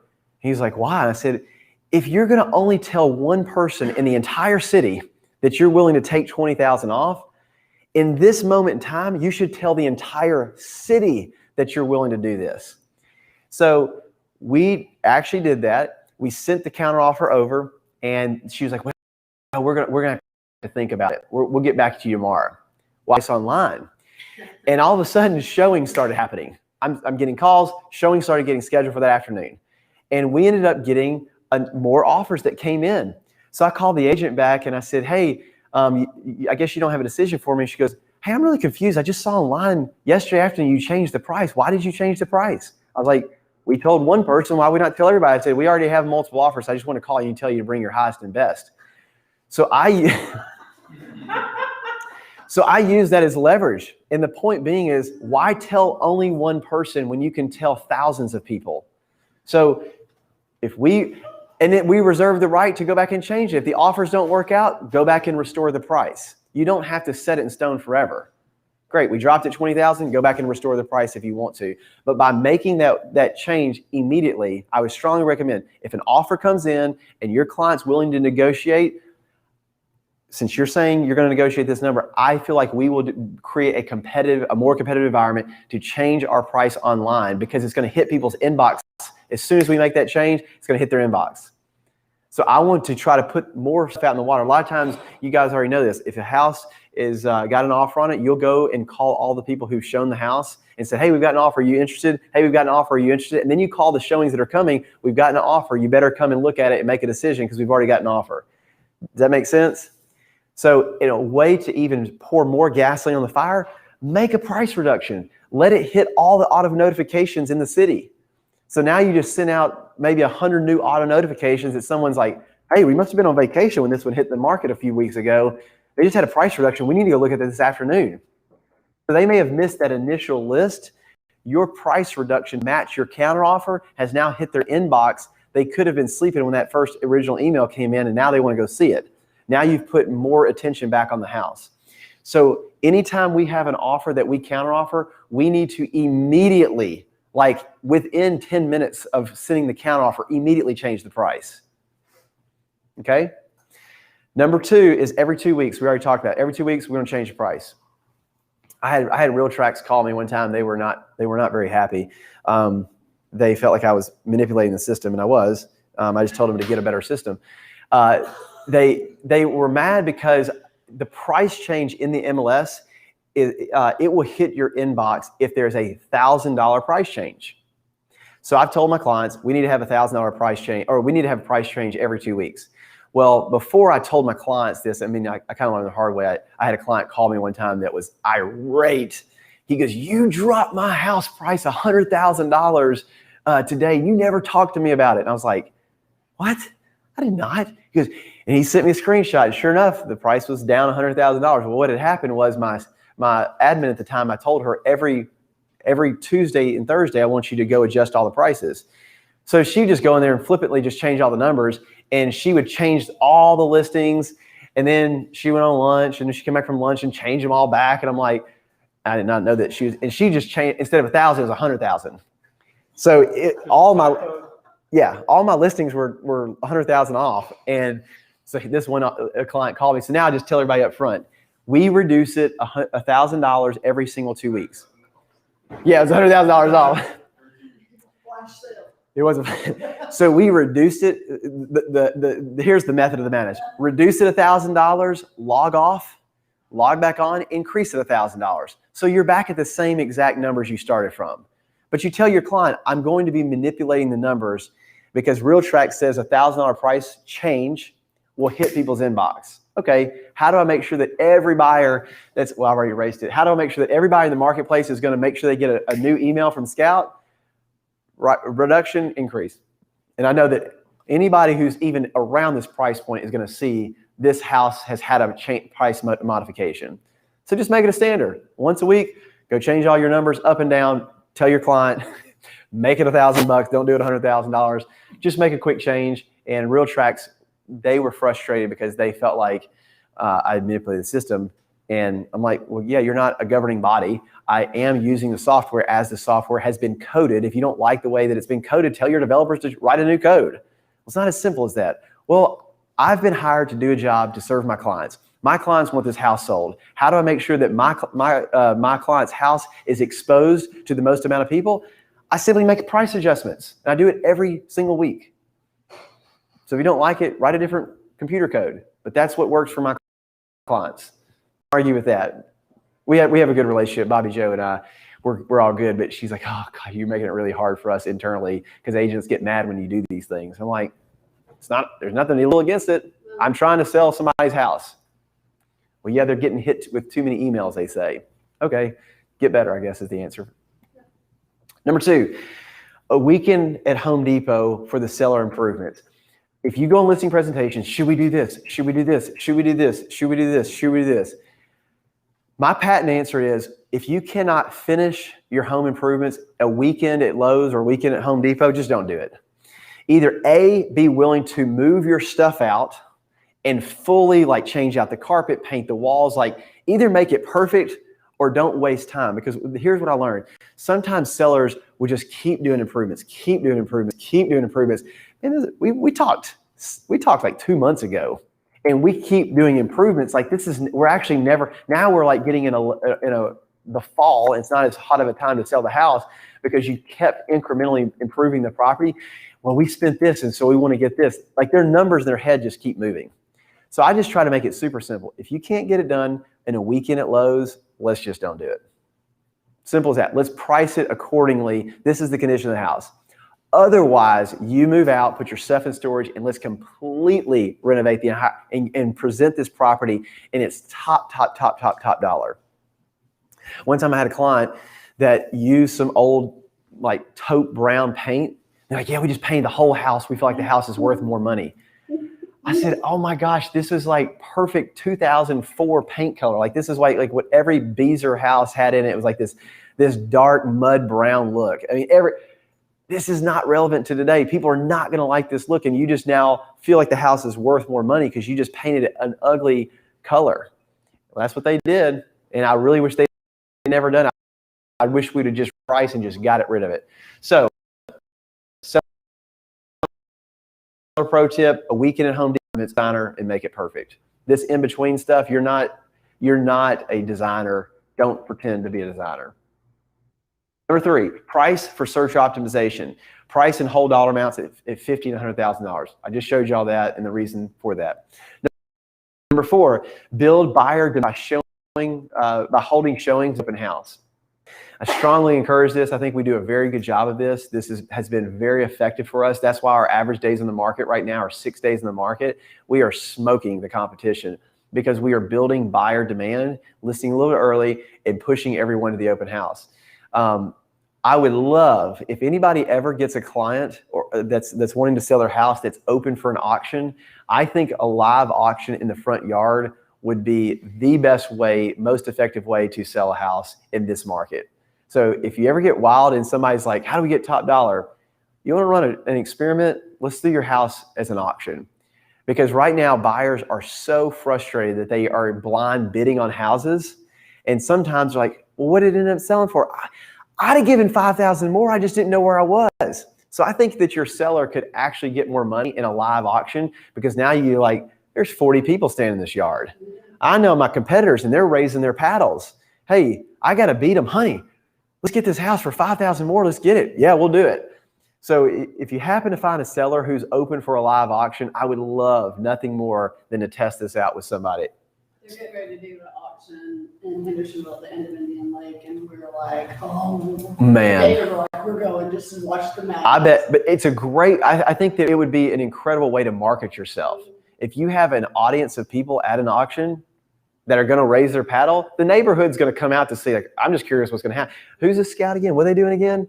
Like, I think open houses are good. I think auctions right now in this market would be the way to go for your marketing, branding, communicating your message, get the neighborhood out, get a food truck out, feed the neighbors, and hand out flyers and just tell them what's up.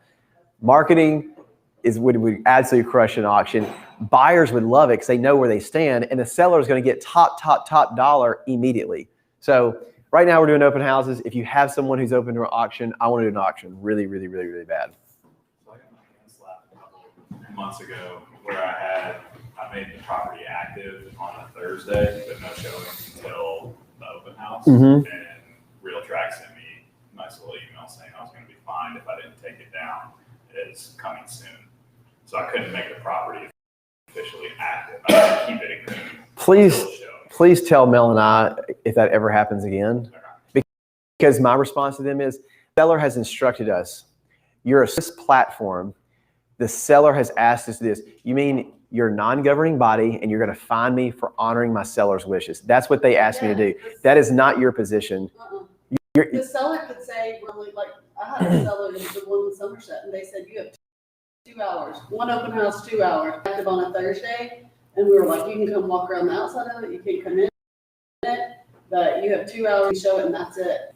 For just your awareness, RealTrack is not a governing body. They do not represent sellers. They are not governed by the Tennessee Real Estate Commission. They have a democratized service, technology service platform that people use. They do not have control and do not have a say over stuff like that. If you ever have anybody push back like that, tell us immediately. Here's our seller's expressed wishes. You cannot interfere with this seller's expressed wishes. And we'll put it right into them and they'll take care of it. 100%. Yeah. Man, it pisses me off. You can always say, well, my attorney will be sending the bill right back to you. Look at your listing through the lens of a buyer. A lot of times we're like, I got a listing and I sell the listing. You have to treat that listing as if you're a buyer. You have to take, like, literally your hat off as I'm selling this house as a listing agent. I got schooled one time from a close friend of mine. His name's Aaron Armstrong, and he and I were negotiating, and man, he schooled me in a negotiation because he's like, Jonathan, you got to understand, man, you only know about your listing. We have seen every listing in the marketplace. I'm comparing your listing to the other 18 that are out there, and that's why we're making this decision. I was like, ooh, that does make a lot of sense. If you're the listing agent, you better know that buyer's market better than anybody else because that's how you're competing. So you have to treat the listing as if you're a buyer, which means just like we set up an auto notification for buyers looking for homes, you need to set up an auto notification for the listing to start to send you new listings that's coming on the market, and auto notifications to send you listings that have price changes that go into contract. You need to know that market as well as any buyer's agent who happen to set up an auto notification for their buyer. They send them 15 houses in Fieldstone Farms. They say, we want to look at these houses. If the buyer has that, you as a listing agent need to know that. But a lot of times we just put a listing in the yard and see what happens. I really, really, really strongly encourage you to treat the listing like you're a buyer. You better know, oh yeah, you looked at that house over there around the corner. That I'll tell you everything you need to know about that house. That house, this, that house, this. I know that house. We're a superior house for these reasons. Oh, that house over here, we're a superior house. I actually toured that home. They ain't got nothing on us. Yeah, we have wrought iron railing as you go up the thing. It's really nice wrought iron. They have that old crappy white stuff. So that's why we're better. We put in a lot more finishes. Yeah, their deck off the back is only like 8x8. I mean, you can barely put a grill out there. Ours, we have a 16x16. If you can speak intelligently how you compare against your competitors, when someone starts to challenge you, you obviously know your stuff. You're not just doing price per square foot. Number 6, secret shop your competitors. If you're seller and you are a little off on seeing the value of the house, schedule the appointments for all of the active listings, put them in your car, and you go show them in secret shop all the listings as with your seller. So as you're in that house, like, look at their kitchen. This right here is appealing to buyers compared to your kitchen. So we have some options. Do you either A, want to hope that a buyer sees past that? B, do you want to do some improvements to your kitchen? Or C, do you want to price accordingly? But when you stood in someone else's kitchen that has stainless steel appliances and granite countertops, and you stand in their kitchen and they have granite, or they have Formica countertops, white appliances, the brown cabinets, not the white cabinets. I mean, that's what's in right now. And you say, this is selling. I had a friend of mine was selling his house, Nigel. And I told him, I said, man, look at your pictures. Look at their pictures. It still didn't sell. I'm like, okay, we need to go look at some houses now. This house is under contract for this reason. That's why yours is not selling. So sometimes you have to physically take them and secret shop the other active listings in the market. Number 7, avoid contracts falling through by being preemptive. Our $10,000 plan offers the buyer home inspection and the appraisal because I don't want the contracts to fall through. It becomes a lot easier to sell the benefit of contracts not falling through by getting preemptive and doing some legwork up front and selling the benefit versus the feature. Is it possible an appraisal could be done and a month later someone else come and appraise it and it's always? Here's the example that the frame I want to give you. Whenever a buyer, the lender hires the appraiser, you actually have 2 sales. Every time you list a house, you have to sell the house twice. You have to sell the house to a buyer. You have to sell the house to the appraiser. Whenever the buyer's lender sends the appraiser out there, the appraiser, I want you to understand how the appraisal industry works. Typically, a bank will have a round robin, a whole list of appraisers that's in a round robin selection. They do not even know who's going to get to assign the appraiser. The appraisers do not want to overvalue a house and get their hand slapped by the bank. If they've overvalued a house and they get their hand slapped by the bank, they'll end up dropping them as a preferred appraiser, and it's really hard to become appraiser first off, and it's much less harder to get appraisals. So you do not want to get a red flag on the bank's radar screen. So you're playing safe, like don't get slapped by the bank, don't overvalue properties. If the market's hot, that actually makes it harder for the appraiser. Just don't lose my lead source. The bank is my lead source. I don't care about this buyer. I do not want to lose my lead source to the bank. So because of that, the appraiser is going out there and they're just trying to play it safe because they don't want to lose their lead source. You make their job really, really, really easy whenever you've already had an appraisal done. So here's what I mean by that. When the buyer's lender orders their appraiser, the appraiser goes out there and values the home based on the contract price. That may or may not be accurate or justifiable. When you hire the appraiser, you get to coach the appraiser to see the world through the lens in which you want. Wow, usually I'm waiting on the bank to give me a lead. Now I've got an agent who called me and is hiring me directly, and they're telling me I'm looking to justify a 750 number on this house. Here's the way that I see it. And I'm hiring you to appraise this house, and we're aiming for 750. You get to coach the appraiser what you're trying to justify. If you have that appraiser already prepared with information, how you're measuring things, and you help them see the world through the lens in which you're seeing the world through, now you've got an appraisal that's documented. Now you've got something to give the new buyer's appraisal. Like, hey, I'm gonna make your life easier. We just had this thing appraised 27 days ago, and here's what they did. So you've already helped make that second appraiser's work a lot easier by giving them your first appraiser's work, and you've helped coach that first appraiser to arrive at the numbers that you see. That makes it so much easier to get the next appraiser to agree with you. But if that deal typically blows up, well, you could have got ahead of it on the pre-frame. So I believe that there is a supreme benefit for an early appraiser for that reason. Because if you go out there and get the low appraisal and they knock you down $12,000 or so, you should have paid more money in our plans to get that service, and that would have saved you money on the low appraisal.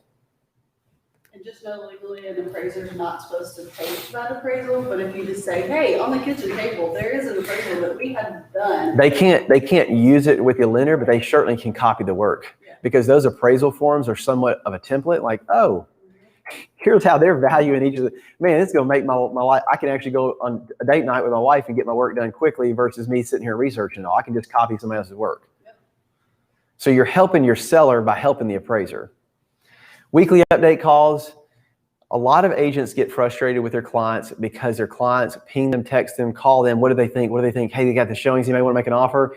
And you are on your heels. They're asking you their questions. What do they think? What do they think? I like in the listing consultation to schedule. This is when we have a call. I like to call you Tuesdays and do a complete comprehensive wrap up of all the activity that's happened in the marketplace, all the feedback on your house, all the interested or not interested parties and why they're interested or not interested.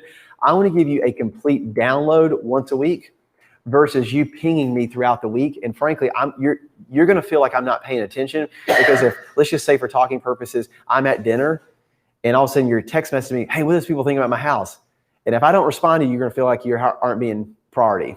And then if I do respond, you're like, hey, I don't know yet, let me get back to you. And then I forget to get back with you the next morning because the agent hasn't told me what they think. Then you feel like I'm dragging my feet. I'm set up to look like I'm unprofessional. I'm set up to fail in your eyes if we operate like that. I want to win with you.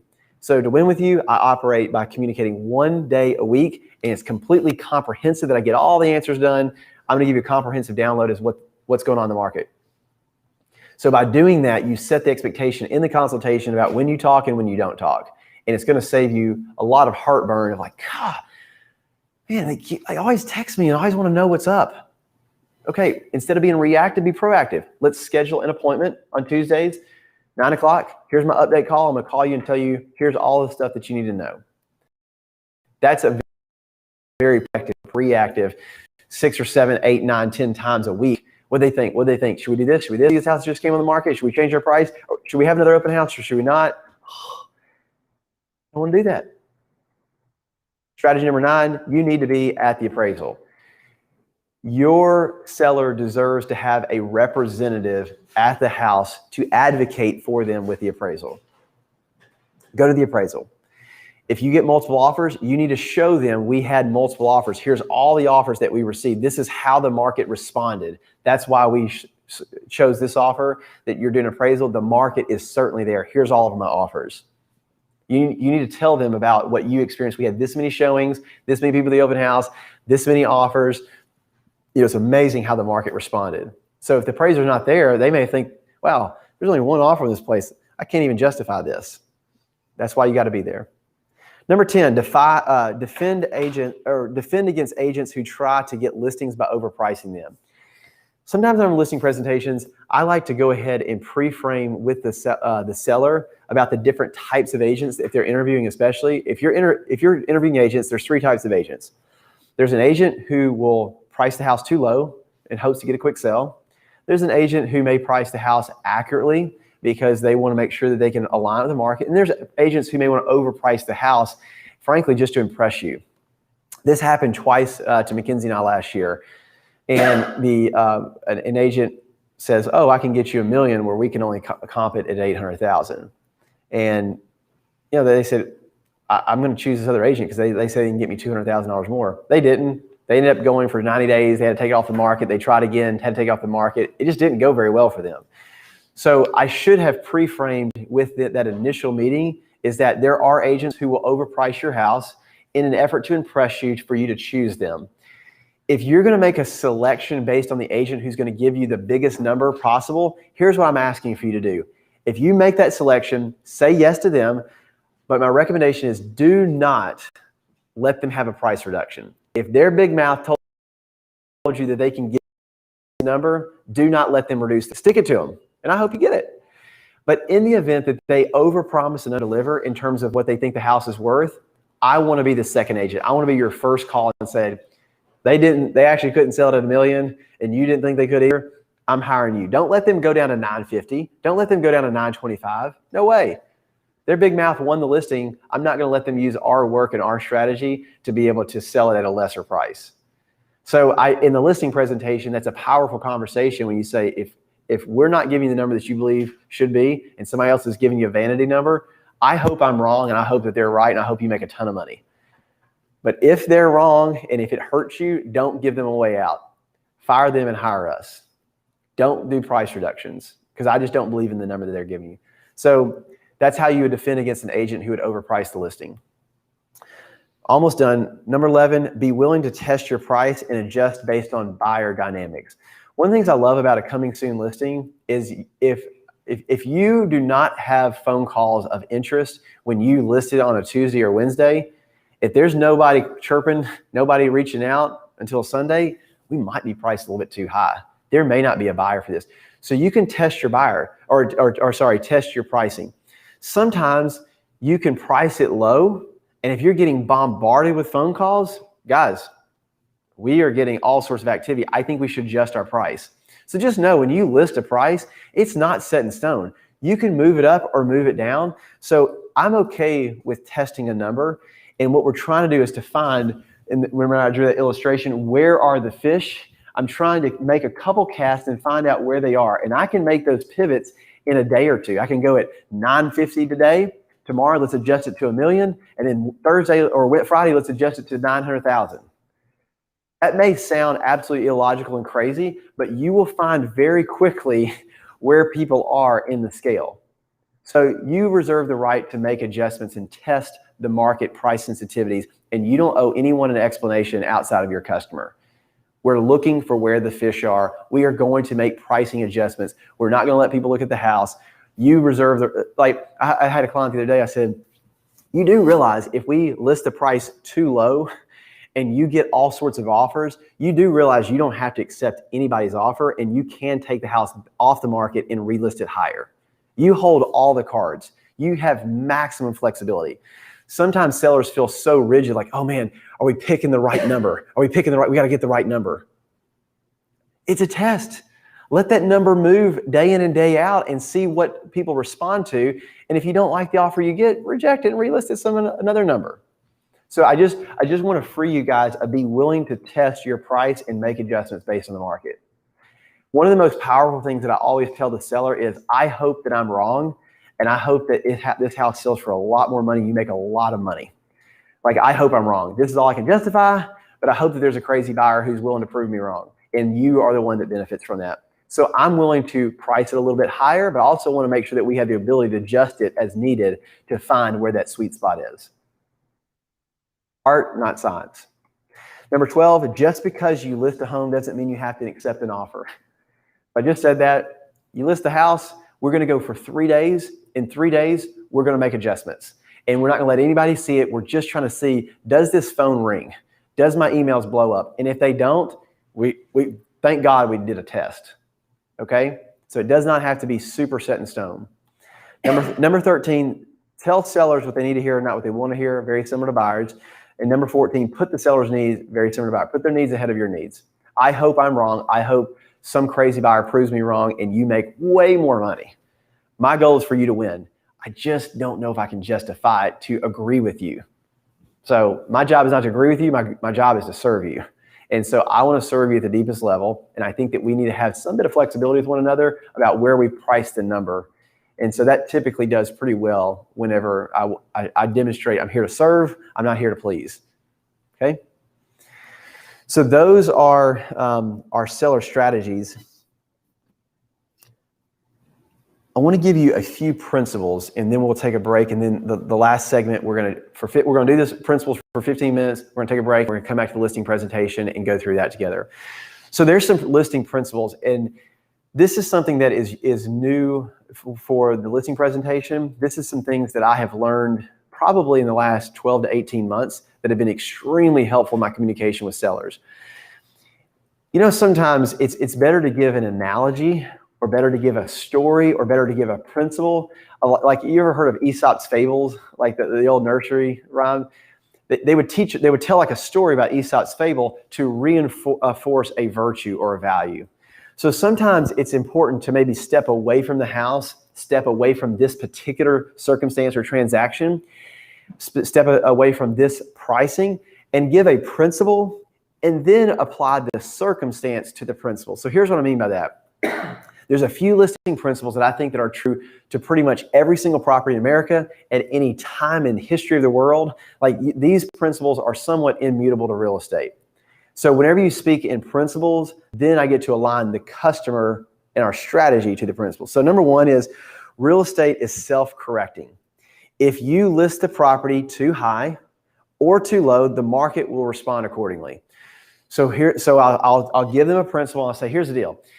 If we list this Creve Hall house for $2 million, the market will not respond favorably right now in 2021 to that listing.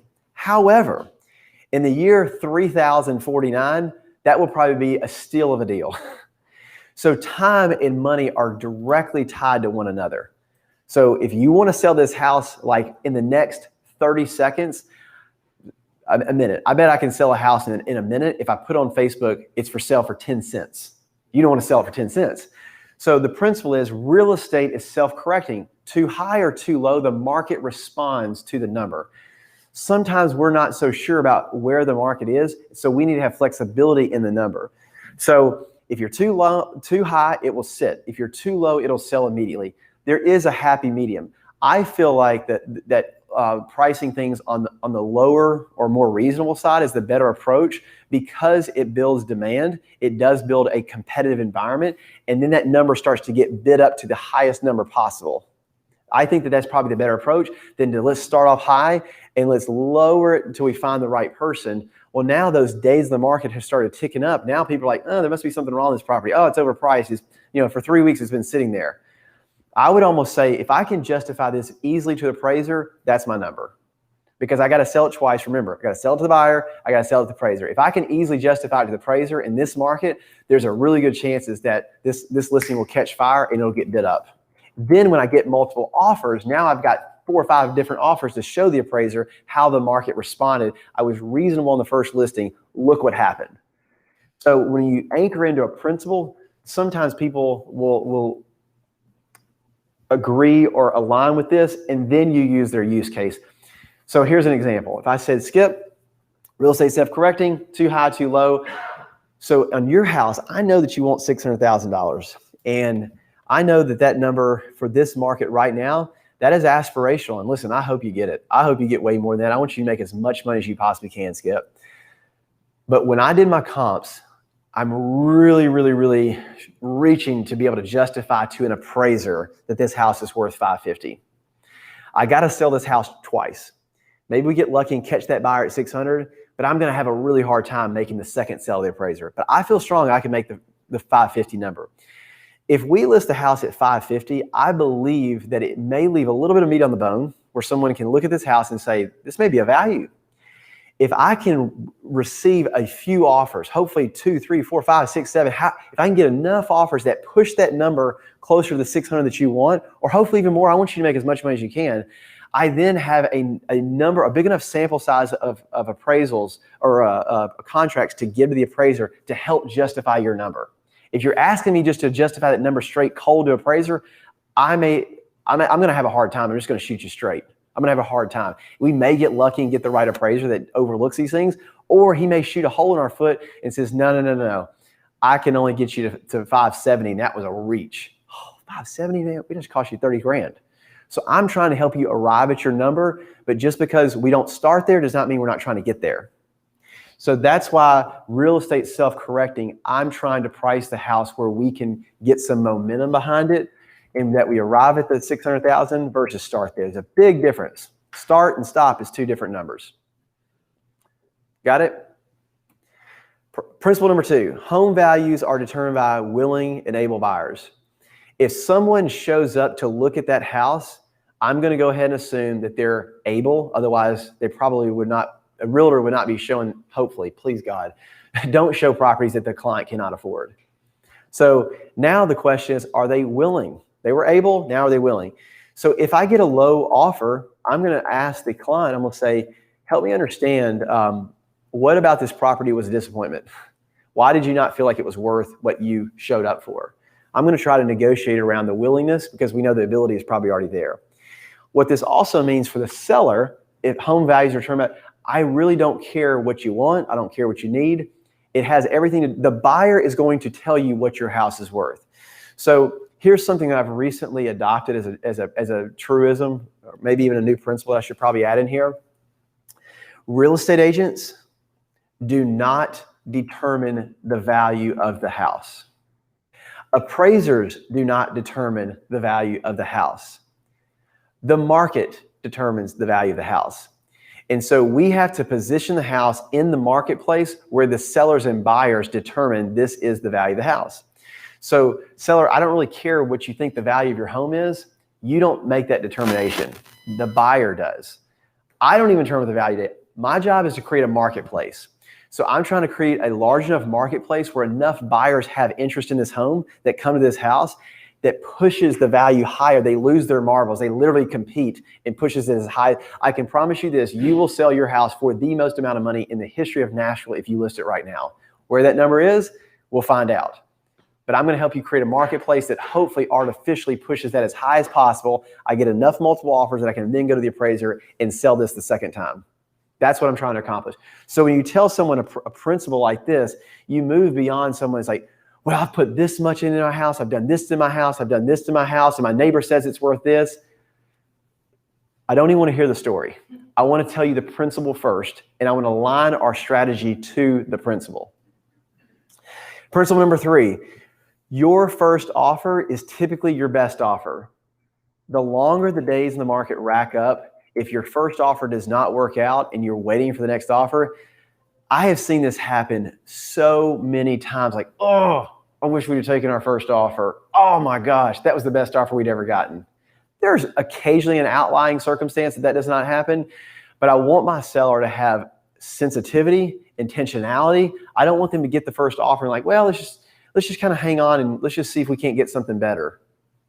Oh my gosh, if we have not gotten something better, we're probably not going to get something better.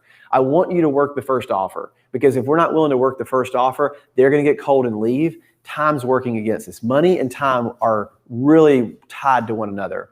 So I don't want to lose sight of money and time. Fourth principle, the faster the home sells, the higher price the home sells for. When that house sits out there and you're starting to rack up, if you saw a house in the market right now that's been out there for, let's be reasonable, 70 days. That's not even a long time. But if you're showing your house, your buyer a house that's been sitting there for 70 days, what is your first thought, Matt? You're smiling, you're laughing. We got a deal. What's wrong with it? That's right. What's wrong with it? I mean, there's got to be something wrong with this house. Yeah, I think there should be some flexibility. You know, if you see the days racking up, it's working against you. We are trying to get this house under contract in the first week. If we miss that first window, what happens is we're waiting for a brand new buyer to emerge on the market. That's a wait and see. Now we're the seller that's waiting and seeing. So that first pop, if I go back to where my fish are, if this is where we priced the house right here in this middle market, and in 7 days we missed it, we struck out, we are waiting for a new buyer to enter this middle market. You're better off jacking the price up and go fish in a new market for another week. You're better off dropping the price and go fish in another market for another week.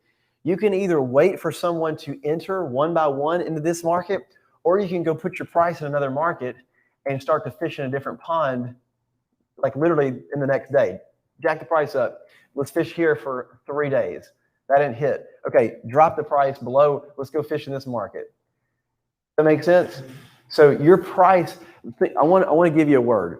Everybody write this word down. Price elasticity. Your pricing should have elasticity. It should be moving, spandex. If your seller can have this thought of price elasticity, sometimes sellers get so fixed out, like, oh gosh, we got to pick the number. It's like, is this the right number? We're leaving money on the table. Like, what if we go too low? Like, the number is not a rock. It's not like, just change it. Price elasticity, just change your number. Change it all the time. But if we miss this market, we got to go up. If we miss this market, we got to go down. If we miss this market, we got to wait. You got 3 options. Go up, go down, wait. Waiting will always work against you. So in the principle, the faster the home sells, the higher it's going to sell for. I'm trying to serve you. We need to knock it out of the park the first day, create a demand, and get multiple offers here. If we don't, we got to go up, we got to go down, we got to wait. Do not wait. So now let's talk about your unique house. Let's talk about your circumstances. I'm giving them principles, and then I'm anchoring to the principle. So here's some pro tips. Know your statistics. Your days on the market is really important. Time and money are always related. One of the most important questions that you can ask your seller, I ask everyone this: what is the date in which you would be frustrated if you're not closed. When are you going to get frustrated? Well, we've got to get closed. Give me a date on the calendar. Let's say that they tell me it's September the 30th. Okay, we need to be under contract 30 days, 45 days prior. Okay, here's where we are. Now we need to establish, if we actually did like a brief timeline on this, and September the 30th is D-Day. We have to be out of here closed on D-Day, right here, closed. Okay, we need to come back 30 or maybe even come back 45 days. So here we are today. You're wanting to list here. That means we have a very tight window of time. We have 45 days that this house has got to sell. We need to go ahead and predetermine what we are going to do if we miss our first 7-day window. We missed this first 7-day window, we need to have a strategy for the next 7 days. If we miss that window, we need to have another strategy for this 7 days. We need to have price elasticity. We need to be fishing in different markets. We need to have different things, right? So it's very important to know, when are you going to be frustrated? When are you going to be upset? When are you going to be mad? When are you what is your expectation of the close date? We need 30 or 45 days to have it under contract. Well, if you're going to be working on your house, doing all these repairs and stuff, this first date may start to slide on me. Now we just ate up a whole new week. Guys, we can't, a weekend at Lowe's, just knock it on the weekend. We need as much time as we can. And if we miss it, we got to have predetermined adjustments. People get ticked. I remember the first time I ever did a price reduction on listing for what was about to happen to me.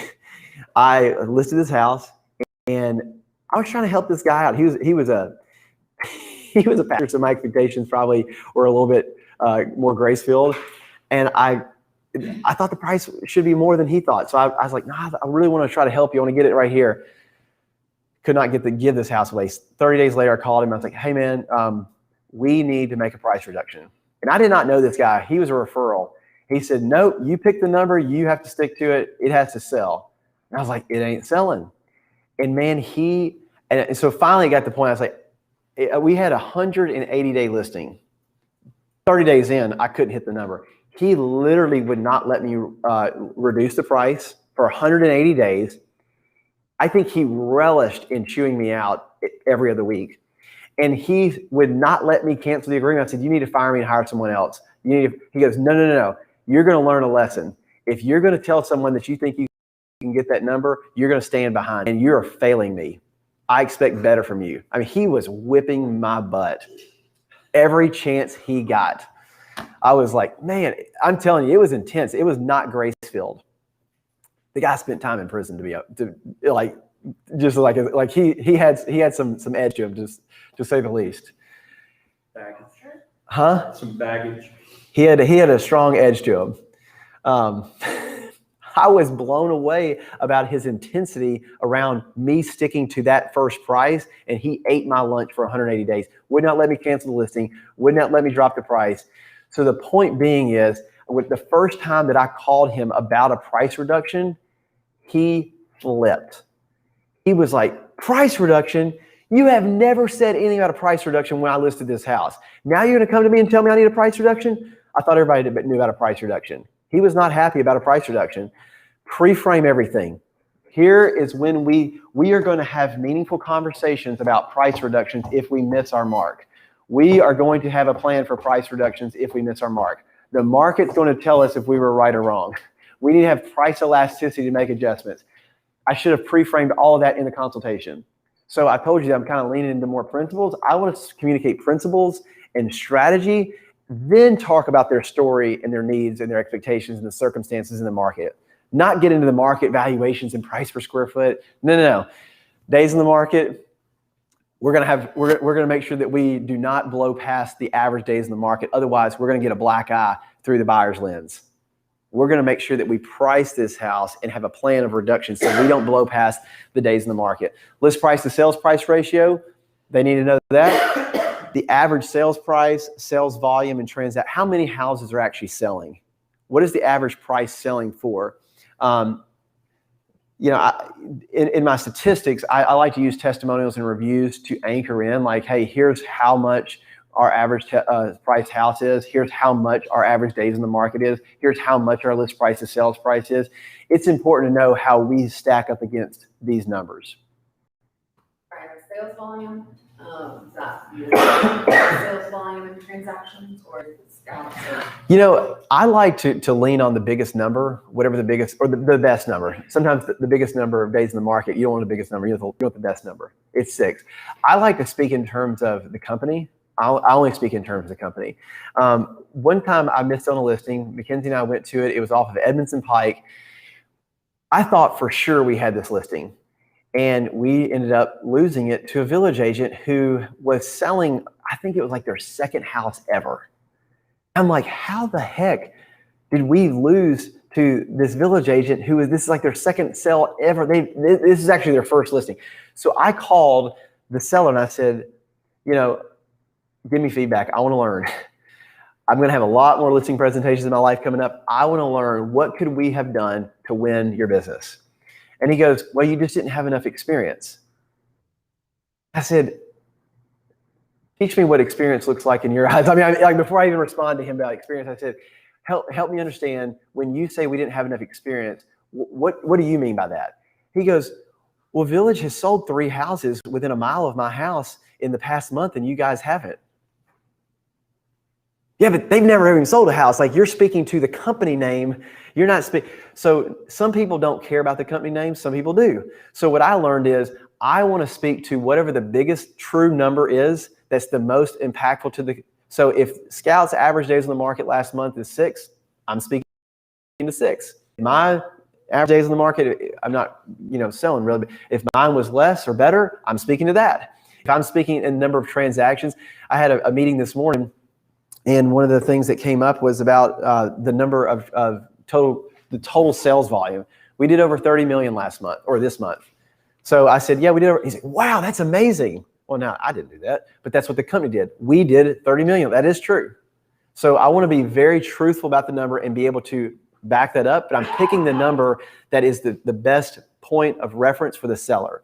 Sometimes the seller, all they're asking for, the only question that they're asking is, can I trust you? Can I trust you? Can I trust you? Can you take my property and can you deliver? Sometimes they need a little bit of validation as to what's happening in the marketplace and how that you're performing in the marketplace to be able to say you or your company can be trusted.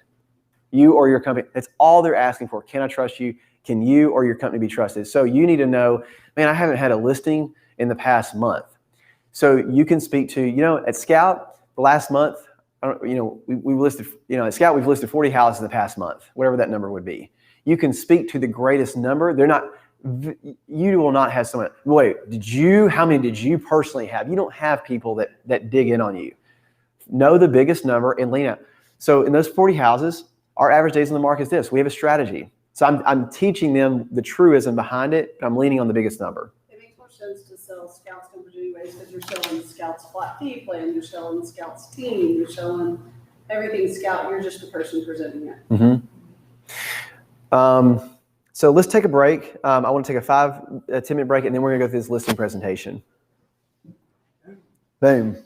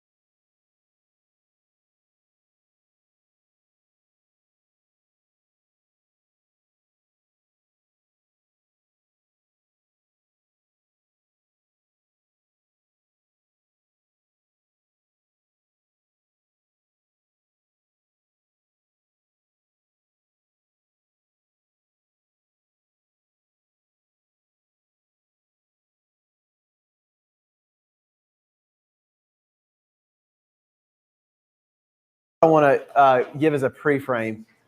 This listing presentation is meant to be an all-weather listing presentation, which means if we're in a really crappy market and things are not selling, this should have relevance. If we're in a really hot market, this should have relevance. If you're in a cheap priced home, this should have relevance. If you're in an expensive, it's meant to serve any type of customer anywhere. So the more familiar that you get with the listing presentation, the more you're going to be able to guide people as you meet with them. So what I want to do is I want to explain it to you in a way that you will not go through with the seller. Because when I sit down with the seller, I typically just start off in our conversation and I'm asking them a number of questions. In one of my slides here, I'll give you an example of the kind of the questions that I'll go through. John, is slide 440. Oh, and by the way, Mark McLaughlin sent me a text message. He's watching Facebook Live and he asked about the listing presentation, the price reductions, whether or not we should include that in the listing. I think it would be effective if you can get agreement around the schedule of price reductions, that you say, hey, we're going to have a 5% or we're going to have a $5,000 decrease in this scheduled time. So whatever would be true to you about the listing, to have the seller in the listing presentation say, here's what we're going to list the house at. And in the notes portion, we're agreeing to have a $5,000 price reduction every 2 weeks. You mean seller or listing agreement? Yeah. Yeah, sorry, listing agreement. Do we need like a text box for that, or There's just like a little notes section down there. Little notes. Yeah, I think just to get agreement around that on the front end is a nice pre-frame. So Mark, I would say yes on the listing presentation, just write in the notes. Be super casual about it, that we're going to have scheduled price reductions. So whenever I enter the house, typically I get a home tour, I sit down, and then we start to talk about their circumstances. I'll go through a number of questions before this is ever even talked about. There's times to where this literally is never talked about. Sometimes I just leave it behind. It's like, hey, I think we're good to go. I'm going to leave this with you. If you review it at night and you want to talk about it, we can talk about it tomorrow, but I think we're in a good place. So there's times where this never even gets cracked or open. So when I sit down with them, this may be a little tight, but I'll just kind of rip through these. How long you lived in the home? Where are you going to be moving to? Why are you selling at this time? When do you want to sell by? How long would it take to, for the listing to be listed to not sell before you get frustrated? I want to know, like, when you get frustrated, what we just talked about right here. What is your carrying cost? It's important to ask carrying costs because sometimes if their total monthly payment of taxes and insurance is $2,500, if we sit on the market for 2 months, 60 days, and you are unwilling to reduce the price $5,000, well, you just paid the bank $5,000. I'm asking you to reduce it now to avoid having to pay the bank. So knowing carrying costs is going to help move people sometimes. Are you willing to pay? I'm asking you to reduce it $2,500, or you can stay listed for another 30 days. Either way, you're going to be less $2,500. So use that carrying cost number. Let's say we get in a home inspection period and they're like, we are not fixing that. We are not doing that. That roof deductible is $1,500, not doing it. They can tell them to go on. We're going to sell it to somebody else. I hear your passion. I hear your feelings. But I do remember you telling me that you're paying $2,500 a month in carrying cost. If we tell them to go kick rocks and walk, we're going to have to relist it. We're going to have to start all over. So you're avoiding to pay a $1,500 deductible for a new roof because you're aggravated. You're going to give $2,500 to their bank. I think you're going to save $1,000 by just hanging in there and doing the roof. So knowing that carrying cost number may help you in price reductions. It also may help you in the inspection period to work against that. If they're unwilling to pay $1,500, well, you're going to pay $2,500. Let's move to closing. It's time to get this thing done with. What initially sold you on the house? I want to know why they chose the house, because that may help give some insight as to how I can sell this to the next buyer. What updates and maintenances have you done since buying the house? I want to hear in their own words, because if they put a new HVAC unit in the last Thursday, we listed a house, a condo that's coming up in Park at Melrose, 2-bedroom. If anybody has a 2-bedroom desire for Park at Melrose, we got one coming. Well, one of the answers to this question is we put in a new HVAC unit. Well, I would not have known that because Park at Melrose has HVAC units on the top of the building, 3 stories. They actually had to get a crane to take it up there. So you just spent $3,500 on a brand new HVAC unit. That's really helpful to know if I'm going to be selling this price. There's no way I'd have known that that's on top of that roof. What research have you done on the property values? I want to know, have y'all already started to do some research on okay, you found some research. What do you think the value of your house is? You know, how do you compare to other, like, I want to hear how they have concluded what their research is. They like, no, we haven't done anything. We just kind of rely upon you to tell us. Thank you. Thank God. Are you interviewing other agents? If they're interviewing other agents, Mel, you had this yesterday. We have the how to interview a listing agent questionnaire. So I want to make sure that they have the ability to effectively interview. This may be like Misty talked about, sending the listing agreement to them early. Well, I would say if that's the case, I want to send to them the interviewing agents digitally. So great, you're going to be meeting with somebody tomorrow. Make sure you ask them these questions. What will be your process of selecting an agent? Tell me how you're going to say yes to someone. Tell me what's important to you. Tell me what you're not going to say yes to. What are the 3 things that you're looking for in an agent? Because I want to hear that, because I'm about to match exactly what you're looking for in this presentation. What's your previous experience in selling a home and working with the agent?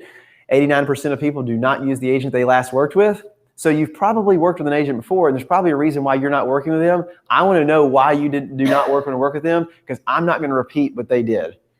So, and then what's your expectations for working with me? So I want to know these things up front. So I'm just casually ripping out some questions, talking with them. It's a nice dialogue. And then we've kind of reached a place where I've looked at the property, we've had a good dialogue, and then we're going to talk about the listing presentation. And almost always, you know, as I'm going through this and I'm digging 3 layers deep, the question behind the question, here in the last year, this has come up every single time. I'm curious, what made you call Scout? What made you call me? What made you take the recommendation of a mutual friend? The last one I just went on to, they were like, yeah, one of your past clients, Dave, just referred you. And I said, tell me exactly what Dave said that made you pick up the phone and call. So they told me. I was like, wow, I was really kind of glad that they said that about me and the company. And I said, so did you take any further action from there? And they said, yeah, I actually went to your website and I read everything, went to the FAQs through the buyers or through the seller section. And that was very informative. I mean, I feel like I got a really good grasp of who you are and what you do. So, I mean, we're ready to say yes. Great. That was actually the conversation. There's no reason to oversell somebody who's already said yes. There's no reason. So all I was trying to do with this is say, okay, I'm glad we're going to be working together. I want to make sure that we lay some ground rules and have some expectations so that as we enter the marketplace, there's nothing that was not, it's a surprise. And that's going to have a lot to do with our price reductions and how we're going to respond based on the market. So now it's like more tactical, right? I'm not really being informational. That was a super easy listing presentation. I was in and out, and there wasn't really much selling at all. They had already bought. They just wanted to hear, how do we move forward? That was her exact words is, okay, yeah, I went to the website. Dave said great things. I want a trusted stranger. You're a trusted stranger. Sell our house. How do we move forward? And I said, how fast do you want to list? She said, is it possible for us to get it listed by the end of the week? I was like, yeah. We actually had the sign dropped off the very next morning, the lockbox, and went ahead and had the pictures the very next morning. I mean, like, they were ready to go. They were not monkeying around. Point being is everyone's at different, some people are like 2 months away from listing, and some people have done no research and they need to go there with you. Other times they're hot and ready. They do not need any research. They've already done the research. They don't need any explanation. So use this as a very flexible tool that may or may not even be discussed. So let's start off on the first page. I want to orientate you to, by the way, I don't like these binders, and I've already told them that we're going to put in it doesn't open well. So we're not doing these ever again. It's really good. Yeah, close is great. It doesn't open very well. So let's treat this as if no one has ever heard about us, and I'm not going to, just drag you through point by point, but I want you to know that how this is laid out. We measure success by what we give, not what we take. So we are looking to contribute more than we take from you. We lay out our goal. Our goal for you in selling this house is to net you the most amount of money in the least amount of time. So this is a great place to say, here's what our days on the market is. Here's what our list price to sales price numbers last month were. So here's evidence of our success. So when we talk about our goals, We want to sell your house for the most money in the shortest period of time. In the month of May, 6 days in the market's our average number. Our list price to sales price was approaching 102%. Okay, wow, you're actually delivering on what you say right here. The next thing is why? Because you're a top priority, not our commissions, not our houses. We're in favor of the customer. So we're telling them the why are we doing what we're doing. Almost everyone that I've taught website, so I don't read this, but I'm just kind of reaffirming. Then there's some testimonials. Here's some clients who've worked with us, and here's what they say in their own words. Testimonials, I saw a statistic the other day done by a third-party research just on sales companies alone. Testimonials have the highest influence over customers than any strategy or any data. It was like around the 78% if customers want to know what someone else said about you. So we've included some testimonials. We probably could even add more, but if someone's already gone on the website, the last person I talked to at a listing presentation, because they said, you have a lot of testimonials. We went and read quite a bit of them. Then we watched about 4 or 5 year videos. Then we looked for you on Google and you had a bunch of testimonials, and we read through those. And they said, look like the 1 stars were probably not people who had actually worked with you. And I was like, yeah, that happens at times. They was like, we went to your Facebook, we read your testimonials. So I'm so proud of you guys for getting testimonials, because your testimonials help the group just as somebody else's testimonials help you. So the more testimonials we can get, the more advocates who have experienced what we're offering only helps us all. So then we talk about what is reinventing real estate in favor of the homeowner. We talk about when we were established. We talk about our values. We talk about what we believe. We talk about the advantages. So I skip over all the core values, mission, vision, those things. I expect them to read that on their own. I don't think that that's going to be pertinent to actually selling their house. If they have not done their research and gone to the website, or they've not had a good, like when I asked them, what did Dave say about? Dave actually reflected some of these advantages and what the benefit was to him. So I'm not going to reiterate that because he's already heard it. But we save you thousands. We have a team. We operate as a team. We have no upfront fees. You're not paying us up front. Our marketing strategy speaks for itself. 6 days, 102%. You only pay for what you need. We believe in customer choice. So if you feel like you need a bigger package, pay for it. If you don't, that's fine too. Thomas's listing, that was a big listing. They felt like $5,000 was sufficient for a $3 million listing. And then Mackenzie and I have a listing coming on at 1-2 in Green Hills wants the $10,000 package. Well, your house is more. Why are they not paying more? They don't feel like it's needed. Our person feels like it's needed. So the packages are irrelevant to the price point. So only pay for what you need, and then Scout's guarantee. Matt, take that out. We had talked about taking that off the website. I think that was overzealous. No one has ever taken us up on the Scout guarantee, so it's not necessary. Take it out.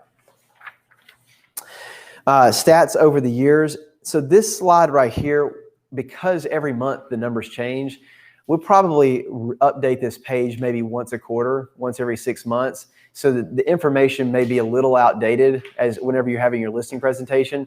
So that's why knowing what the market stats are that we put out monthly, you can say, this is maybe for 2020, but here's where we are for May of last month. Scout offers. Some people are selling and buying, so we talk about what we do for sellers and what we do for buyers. This is very much predominant on our website. I have found that most people have already read this. Homes for Homes, we put it in here because this continued to be a question that people had. I went to your website and I noticed a Homes for Homes. They kept asking about it. And I figured if people found that interesting enough to ask about it, I want to tell them a little bit about Homes for Homes in this very first section about our promise and the Scout, or under the Scout story. Section number 2, the Scout story. It was the very last page in the Scout story about Homes for Homes. I have never presented this in a presentation and told them. I have only had them ask about it, and then I've gone and shown them. So I would recommend to not even really go there because of time constraints, and leave that in there for them to read it at their own accord. But if they bring it up, then you have a page there to reference. So Scout My Home, that off-market listings, that's just all those data points that we talked That's about Nate. earlier. That's on Nate on the phone, email, SMS.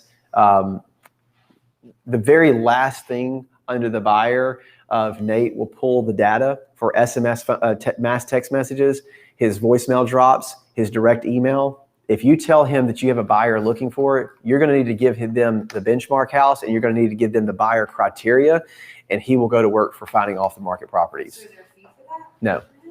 You just need to tell him what you need. Don't send him on a fool's errand, though. I mean, like, yeah, it does cost us some money to pull all that data, which is fine. We don't mind doing it, but we want a serious buyer. We're not looking for a looky-loo. If you have a buyer that you have exhausted the current inventory and you're stuck, engage with Nate and say, Nate, I actually had Michelle Smalling last night, Mike and Michelle and Karen and I, we grabbed dinner, and Michelle goes, Nate left me a voicemail. I didn't know Nate knew my number. And I said, did you have a missed call from him? She goes, no, he didn't. But he called and said that there was somebody looking to buy in our neighborhood. And I'm laughing because I'm thinking, yeah, it never actually rings. He does a voice drop. But he pulled that from our data source. So if you have specific buyer needs where your buyer's stuck, Nate will go and start to beat the bushes and find somebody off the market. You may want to do that first before direct mail. Not all the data is perfect. It's probably like 60%, 65% perfect, but it's a starting point for sure. And then if you don't get the results that you want in the first week or two from that effort, then you may want to follow it up with a direct mail campaign. The Scout difference is section 3. This is, again, back to where we talk about the list price to sales price. We feel like it's important to anchor in the metrics in this. We also want them to understand our difference in savings and why we're doing. I had a Bible study this morning with everyone in my Bible study no-showed except for me and Mike Glenn. He's the pastor at Brentwood Baptist. And so he and I were sitting there, and we were supposed to be talking about the book of John, and we did not talk about the Bible at all. Something came about Scout, and I had my laptop and I showed him, this model right here. And we did not stop talking for an hour about the real estate market in our model. And he's like, this is the best I've ever seen. Why every realtor in my church needs to be using this. If they really cared about people, they would be using this. This makes total sense. He was like, I'm calling my friend Dave. I showed him this image and he got excited about it. He goes, what? No one would ever not use an agent if they did this.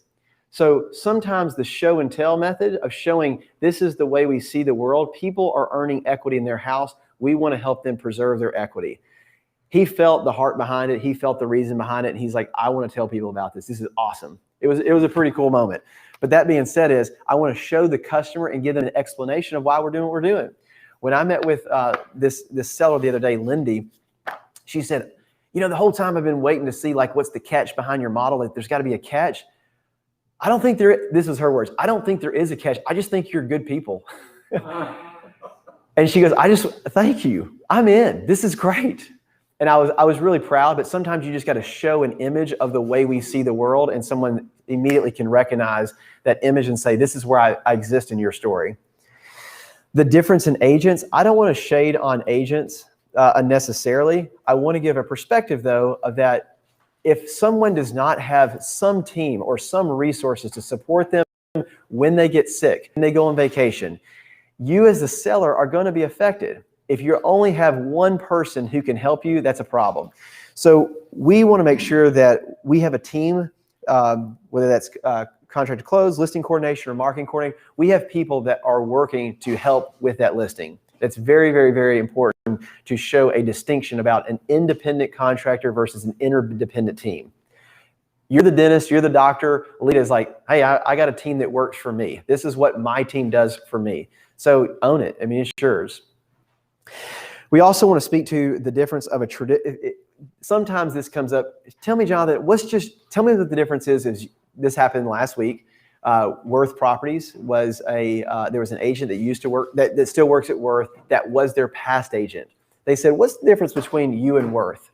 And I said, I don't really think it's a difference between Scout versus Worth. I think it's a difference between a traditional real estate model and then maybe what we would say our Scout model is. And so I said, here's where the brokerage focus is. Here's where the focus of the people are. Here's the service. Here's the pricing. So I spoke to the difference of industry models versus a company. But this gave me a showing portion versus I'm telling them. I want to show them, not just tell them. The next section is the process. So almost everyone has sold a house before. but occasionally you'll find someone, this is the first time that they've sold, and they bought a house, they never sold. So I'll say, just like there's 6 steps in selling a house, and I'll walk them through the 6 steps in selling that house. I have a quick question going back to the page before. Okay. When you have Middle Tennessee, what is included on, the average price, sales price, this page? What is Middle Tennessee? What are you covering? That's pulling from the RealTrax data. And so RealTrax, the RealTrax does go pretty far. I mean, it's middle Tennessee, but RealTrax is comprised of the 9 associations of Davidson County and the surrounding counties.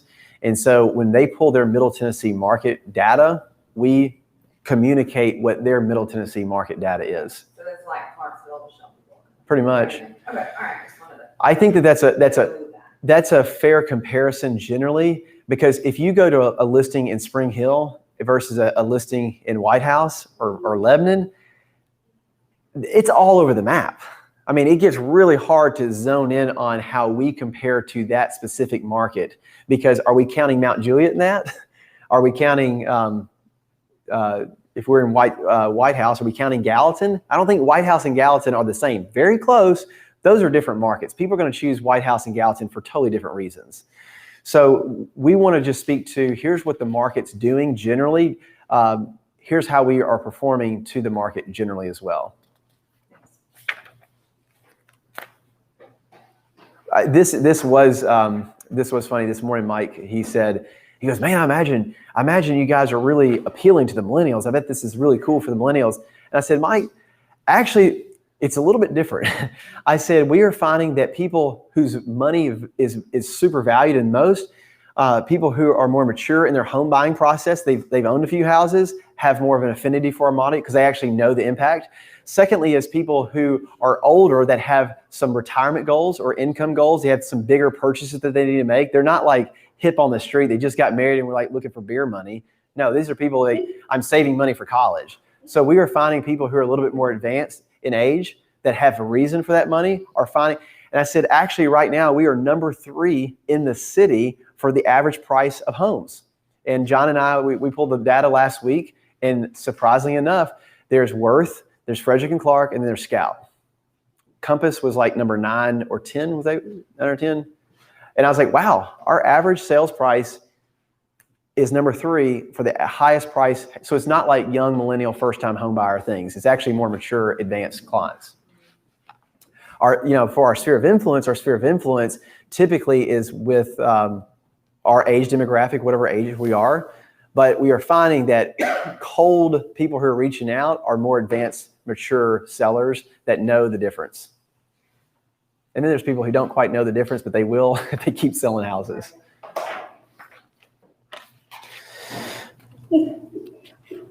Marketing your listing. Marketing your listing. Marketing, let's see, I'm trying to think. There's really a couple steps that we go through here.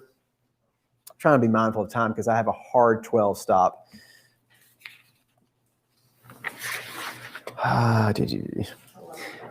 Yeah.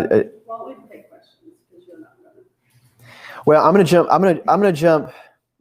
to jump to page 21 because those other 2 pages are explaining a little bit more about what we're doing for marketing at each step of the way. But here's the outcome that we're trying to produce. If I said this earlier, agents do not determine the value of the house.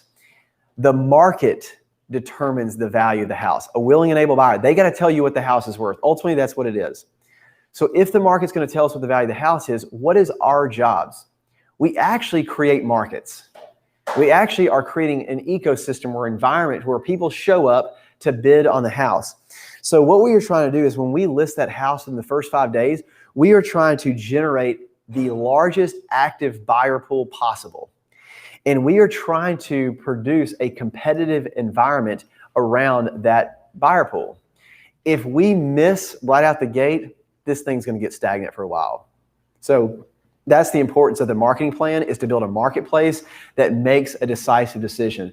I am super proud that we averaged 6 days in the market last month. That's awesome. We are actually doing this in real life. We are creating that. That is a function of our literally the national market, the Middle Tennessee market. It's a function of people having purchasing power, like rates are low, and it's a function of what we're doing. I think that right now, the hot market covers a multitude of sins for all agents. So I think what we're trying to lean into, though, we create markets. Everything that we're trying to accomplish is to create a marketplace. So then on page 22, we have a timeline about what we are doing to lead up to that. We really don't want to like rush through the heat of night and, hey, it's Thursday afternoon. Can we get this thing listed by Saturday? We want a proper build-up phase. It's actually more helpful for us to create a market if we have a proper build-up phase.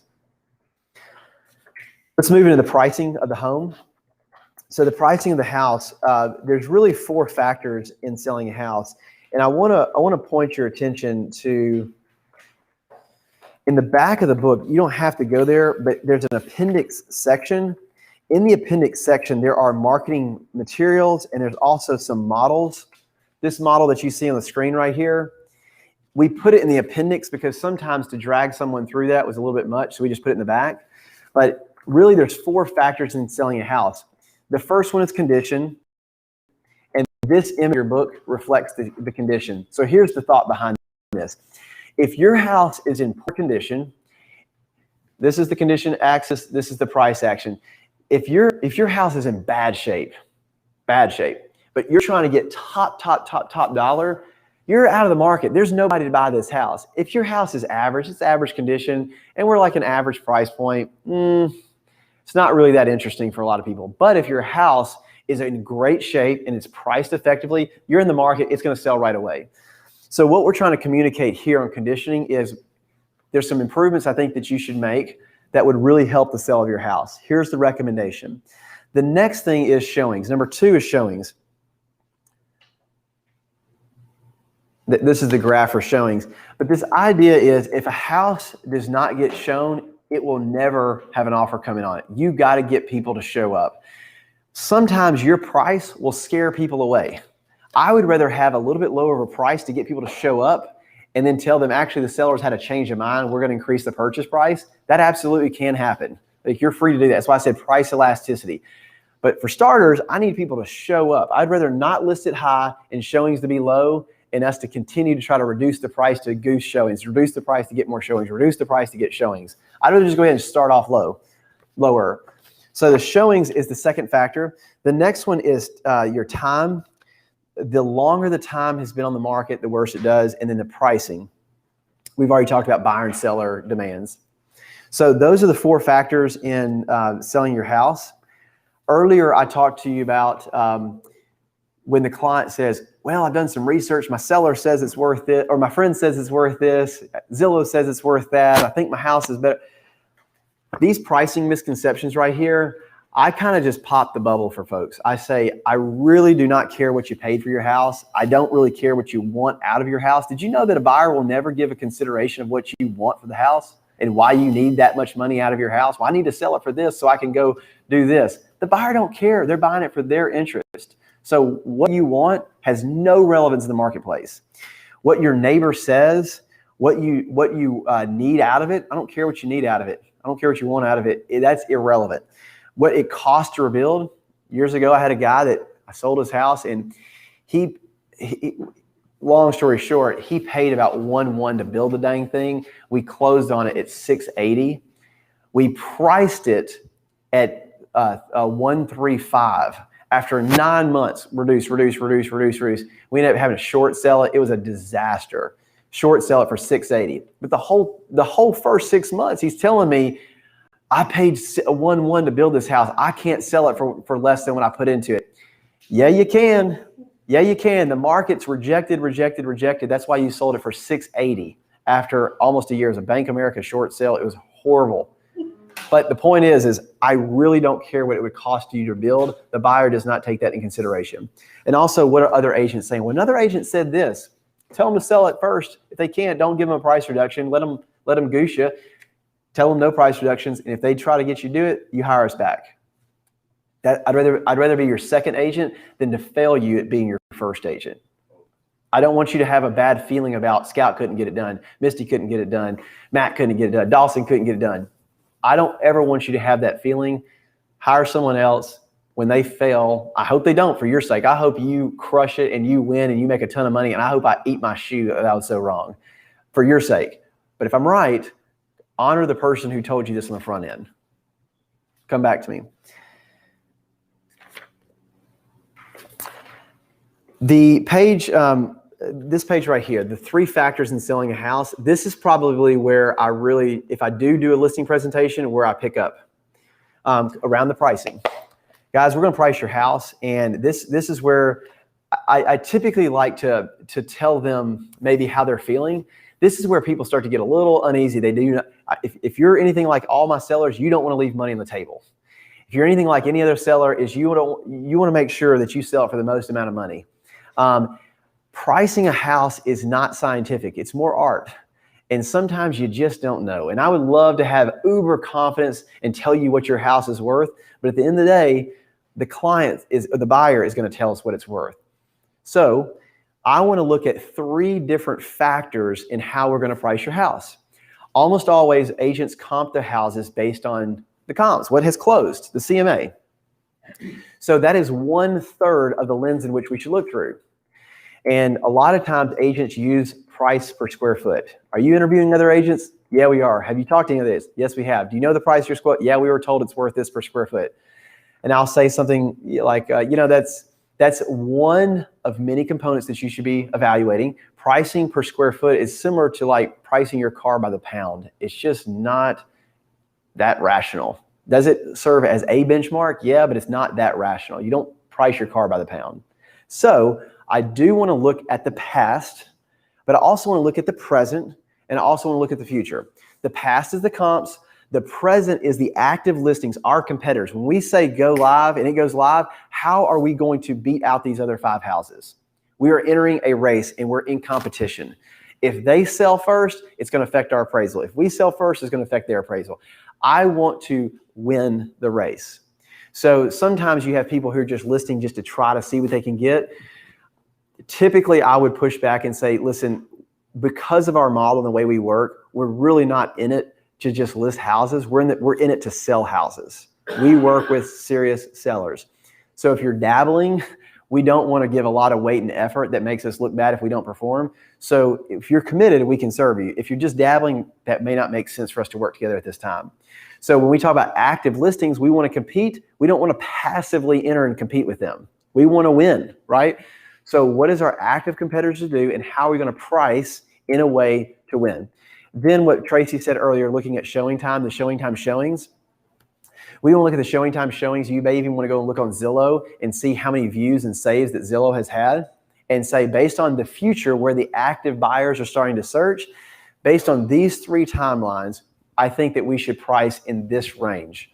I think that I could justify to an appraiser this number. So speaking to like, here's what your home is worth, that's very demonstrative, absolute, and hard. I think I can justify this to an appraiser is a different story. So here's what I can justify to an appraiser, but here's the range. So let's arrive at the number that we feel like is the best go-to-market number, and know that we can have price elasticity to change this number if the market gives us feedback, positive or negative. If we get overwhelmed with showing requests, pull back, relist at a bigger number. If we get crickets, got to lower that price, okay? So those 3 factors in pricing the house, it helps differentiate my conversation with the listing agent, with the seller, whereas another agent may have only relied upon comps. That, like, wow, they didn't tell me there's 2 other ways that we should be thinking about this. We do have this cash offer opportunity page in here, which in this market is totally garbage. It does not work.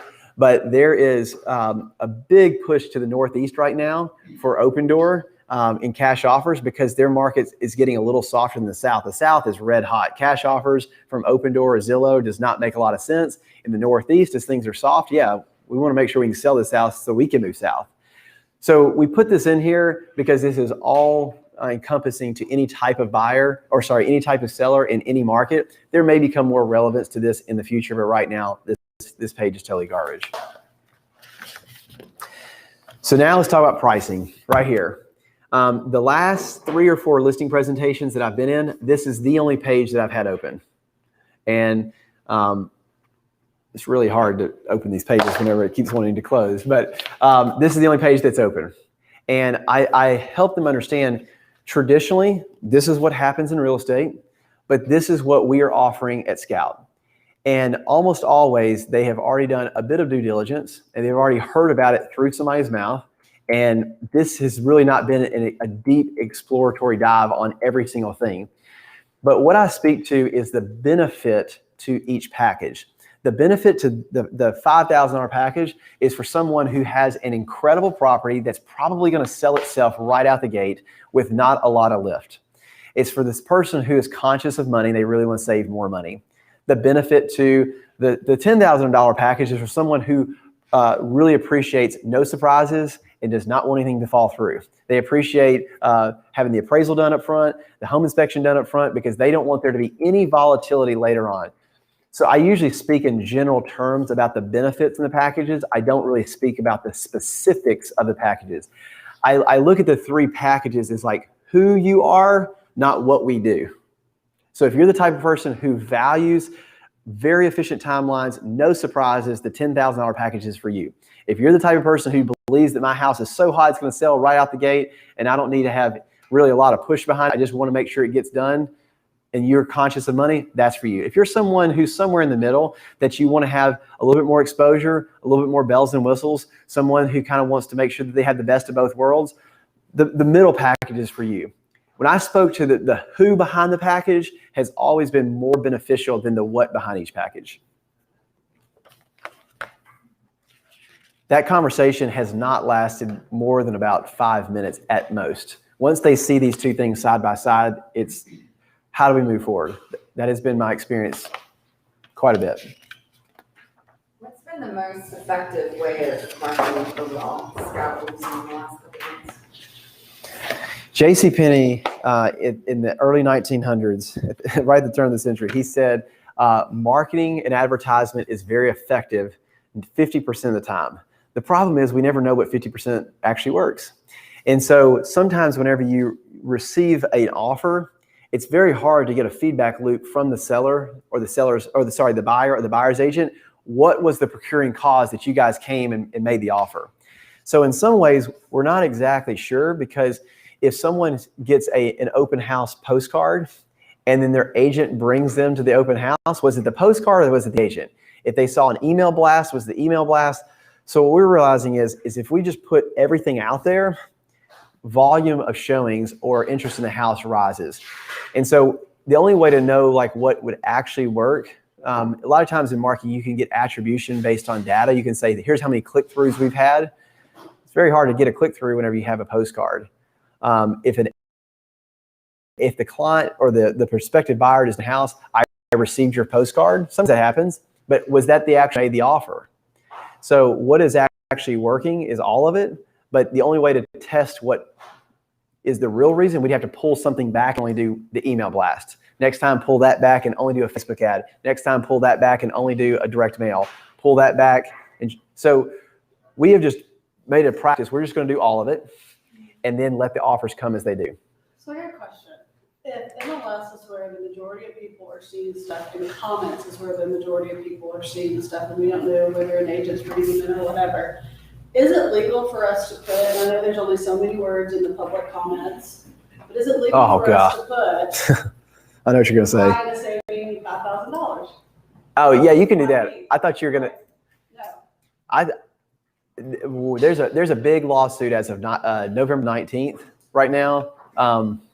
I don't know that RealTracs would contend against that, because the National Association of Realtors has been sued by the Department of Justice from Washington for not having clear transparency about pricing. So I would take it a step farther. If you were to say, we are paying a buyer this amount of money, credit towards closing costs, if you're not represented with an agent, you'd piss off a ton of agents. But RealTracs would probably not restrict that, because there is that big of a lawsuit going on right now over transparency about what is the buyer actually gaining and being forced to use an agent and pay the commission. There's a regulation that will come into our industry. It's happening right now. That's that bungalow home that I had involved with. They do that from their website. They talk all about like, if you're not bringing an agent, here's what you're saying. They're very clear on that. And then once you identify yourself as an agent, then it gets past that. This is from a broker, not an agent. This is from a broker from yesterday. This is actually pretty funny. This agent text messaged me out of the blue, broker, that he has about 150 or 200 agents that work for him. He text messaged me out of the blue yesterday. He goes, "Hey man, I just want to say thank you. It's bugged the crap out of me since I heard that you decided not to pay an agent what he expected or wanted to sell your personal home. That's a really tough position for me as I'm recruiting agents and trying not to piss off too many. So taking a lesson from you, I'm closing on my home tomorrow, which is today, and paying $0 in buyer's agent commission. And I got a $250,000 over asking price. I owe you lunch or probably even dinner. Can we meet up next week?" We did $0 for the buyer's agent. I cannot wait to talk to this guy and be like, what the heck? Do you have rocks thrown through your window? I did pay someone. I paid them more than the average fee in all of Nashville. I paid him like a 20% bonus of the average of Nashville. I do not know his circumstances, but I cannot, we're going out Friday of next week. I cannot wait to find out what the heck happened. So all that to say is Bungalow, what they're putting out there is really important. Open Door in their pitch deck. If you're not, has anybody seen Open Door billboards around town right now? They just started like within the last week, Open Door. Open Door has announced that they're going to be opening up a brokerage in our city. Time to be determined. It's probably going to be 2022. Open Door on their pitch deck is advertising that they're giving buyer credit back of $5,000 if you use Open Door. So like, man, it's almost like the chairs on the Titanic are starting to slide. Things are starting to happen to where you move. I had breakfast yesterday. My friend Josh Anderson, he did 250 to 300 deals last year. He said, "Jonathan, I just got back from meeting with Gary Keller that owns Keller Williams." He goes, he invited the 200 top agents in Keller Williams for a mastermind. He's told us that they're going to go public. They're going to sell shares. And I was like, ooh, selling shares mean you're about to lose a lot of autonomy because now your goal is to return shareholder profits, not to take care of your customer. Big difference. He said, yeah, but Gary told us that things are changing so rapidly right now that our industry is going through radical transformation. He said, you better figure out what your business model is going to look like, and it better look radically different because things are changing so fast. You may not have relevance and have a job or have a future career the way you have built it. And I wanted to say, yeah, Josh, I actually noticed after, because we're friends, we're buddies. He was definitely giving me crap about our business model a year or so ago. Well, Josh, you're now a home light agent, which means you're bidding for fees for listing. You're actually doing our model. And he told me, he goes, John, I got to tell you, Gary told us we are losing the ability to charge 6% forever. You better make your business model and change now. And he goes, I'm not going to say I'm going to join you, but I am absolutely trying to figure out what's next for my team. Cool, man. He goes, at first I thought you were crazy, but the customer is demanding it and it's becoming more prevalent. He goes, 2020 poured gasoline on the customer's demands for real estate agents. He goes, I used to never lose listing presentations. He goes, I rarely go to a listing presentation now that there is not a demand for a price or a commission reduction. And if I do not give them any bit of benefit, they are going to use someone else. He goes, I've lost more listings. He goes, I can't lose listings anymore. So I've got to make changes. He goes, I don't know what that's going to be, but I'm telling you, like, it's gotten weird. He goes, so, he asked, can we keep meeting maybe like once a month? I was like, dude, either join us or quit.